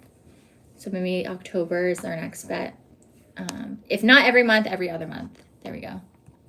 I've said it, so now I have to do it, right? There you go. Do you still work on school summer breaks? I don't know. This is so for Hagwons, it's different than the public school. So public schools, they get a long summer break and a long winter vacation, but the foreign teachers only get a certain amount of days. So then the days that you don't get off, then yeah, you do have to go to school, and you're just sitting there because you're probably going to be the only person that's there besides like maybe the vice principal and a janitor or something like that. So they call that desk warming because you're literally just warming your desk. But Hagwons, they usually will only get a week off in the summer and a week off in the winter, and like the school is closed and everybody, all the teachers, all the kids, like no one comes to school for those weeks. So then you wouldn't be working. So a lot of times that's when people will like go home to visit family or do like a big like trip traveling somewhere. So again, yeah, that's gonna depend on your school. Other Hagwons, like I have a friend who teaches at a different type of Hagwon where she only works like 3 hours a day, but then Saturday she works a full day. But then like there's like a certain amount of months where they have like these intensives, they work a lot of overtime, but they get 15 days off and they can actually choose when those days are, so they're not held to like this week in the summer and this week in the winter. But that's really uncommon, just so everyone's clear. Yeah. That's like, and that's only teaching like older students. So but if you want to teach kindergartners, you're going to kind of only get that one option. But if you teach older, then you might find different things. Yeah, and if you teach adults, that's like different as well. And another thing about, I just remembered, now I forgot again, about like teaching, when you're looking at schools, always ask to speak to a teacher that's already working there. If they don't have one, that's weird. If they do have one, they're going to give you fake answers anyway because they've been conditioned by the school to like be a walking advertisement. But at least they have a person. So that's like, I think that's like one of the red flags. If they are like, oh, we don't have any teachers who can vouch for us, basically, like. And I will say, like, one of the people that I talked to for a job that I was interested in, he had taught there for a while, and I was emailing him, and like his answers, you know, sometimes people's answers just feel like off, and it almost felt like his answers were like copy and paste. Like some of them weren't like lining up with what I had like specifically asked. So I didn't take that job because it felt like he wasn't like telling. I don't even know if he like really read my email. Like that was the kind of the vibe of it. So you can kind of, even though you're not really, you might still not get the full truth, you can kind of get like a feel for it. This person's named Daejeon. Yes. Oh. I still love Daejeon. I know it was really boring, but I liked it. And then yeah, if you're on the F visa, you're just really lucky. Yeah, E2 is not fun. Okay, guys. Check out. Yeah, we gotta go because we gotta check out. But it was lovely talking to everyone, and I'm glad I got to bring Peyton in for this live. And even though half of you guys already knew she was coming, it's still hopefully a nice surprise. But yeah, we gotta go check out the hotel and then film some stuff today. So we'll see you guys later, and hopefully we can do more of these. If not next month, the month after, we'll see. We'll see. But yeah, hopefully gonna do more of these. Obviously, you can come teach any time of the year if you go through Recruiter, right? Yeah, if you come through the Recruiter, you can come anytime. Everyone says, nice seeing you. Welcome back, Peyton. Thanks. Okay, guys, we'll talk to you later. Bye. I don't know how to end this though. Maybe not.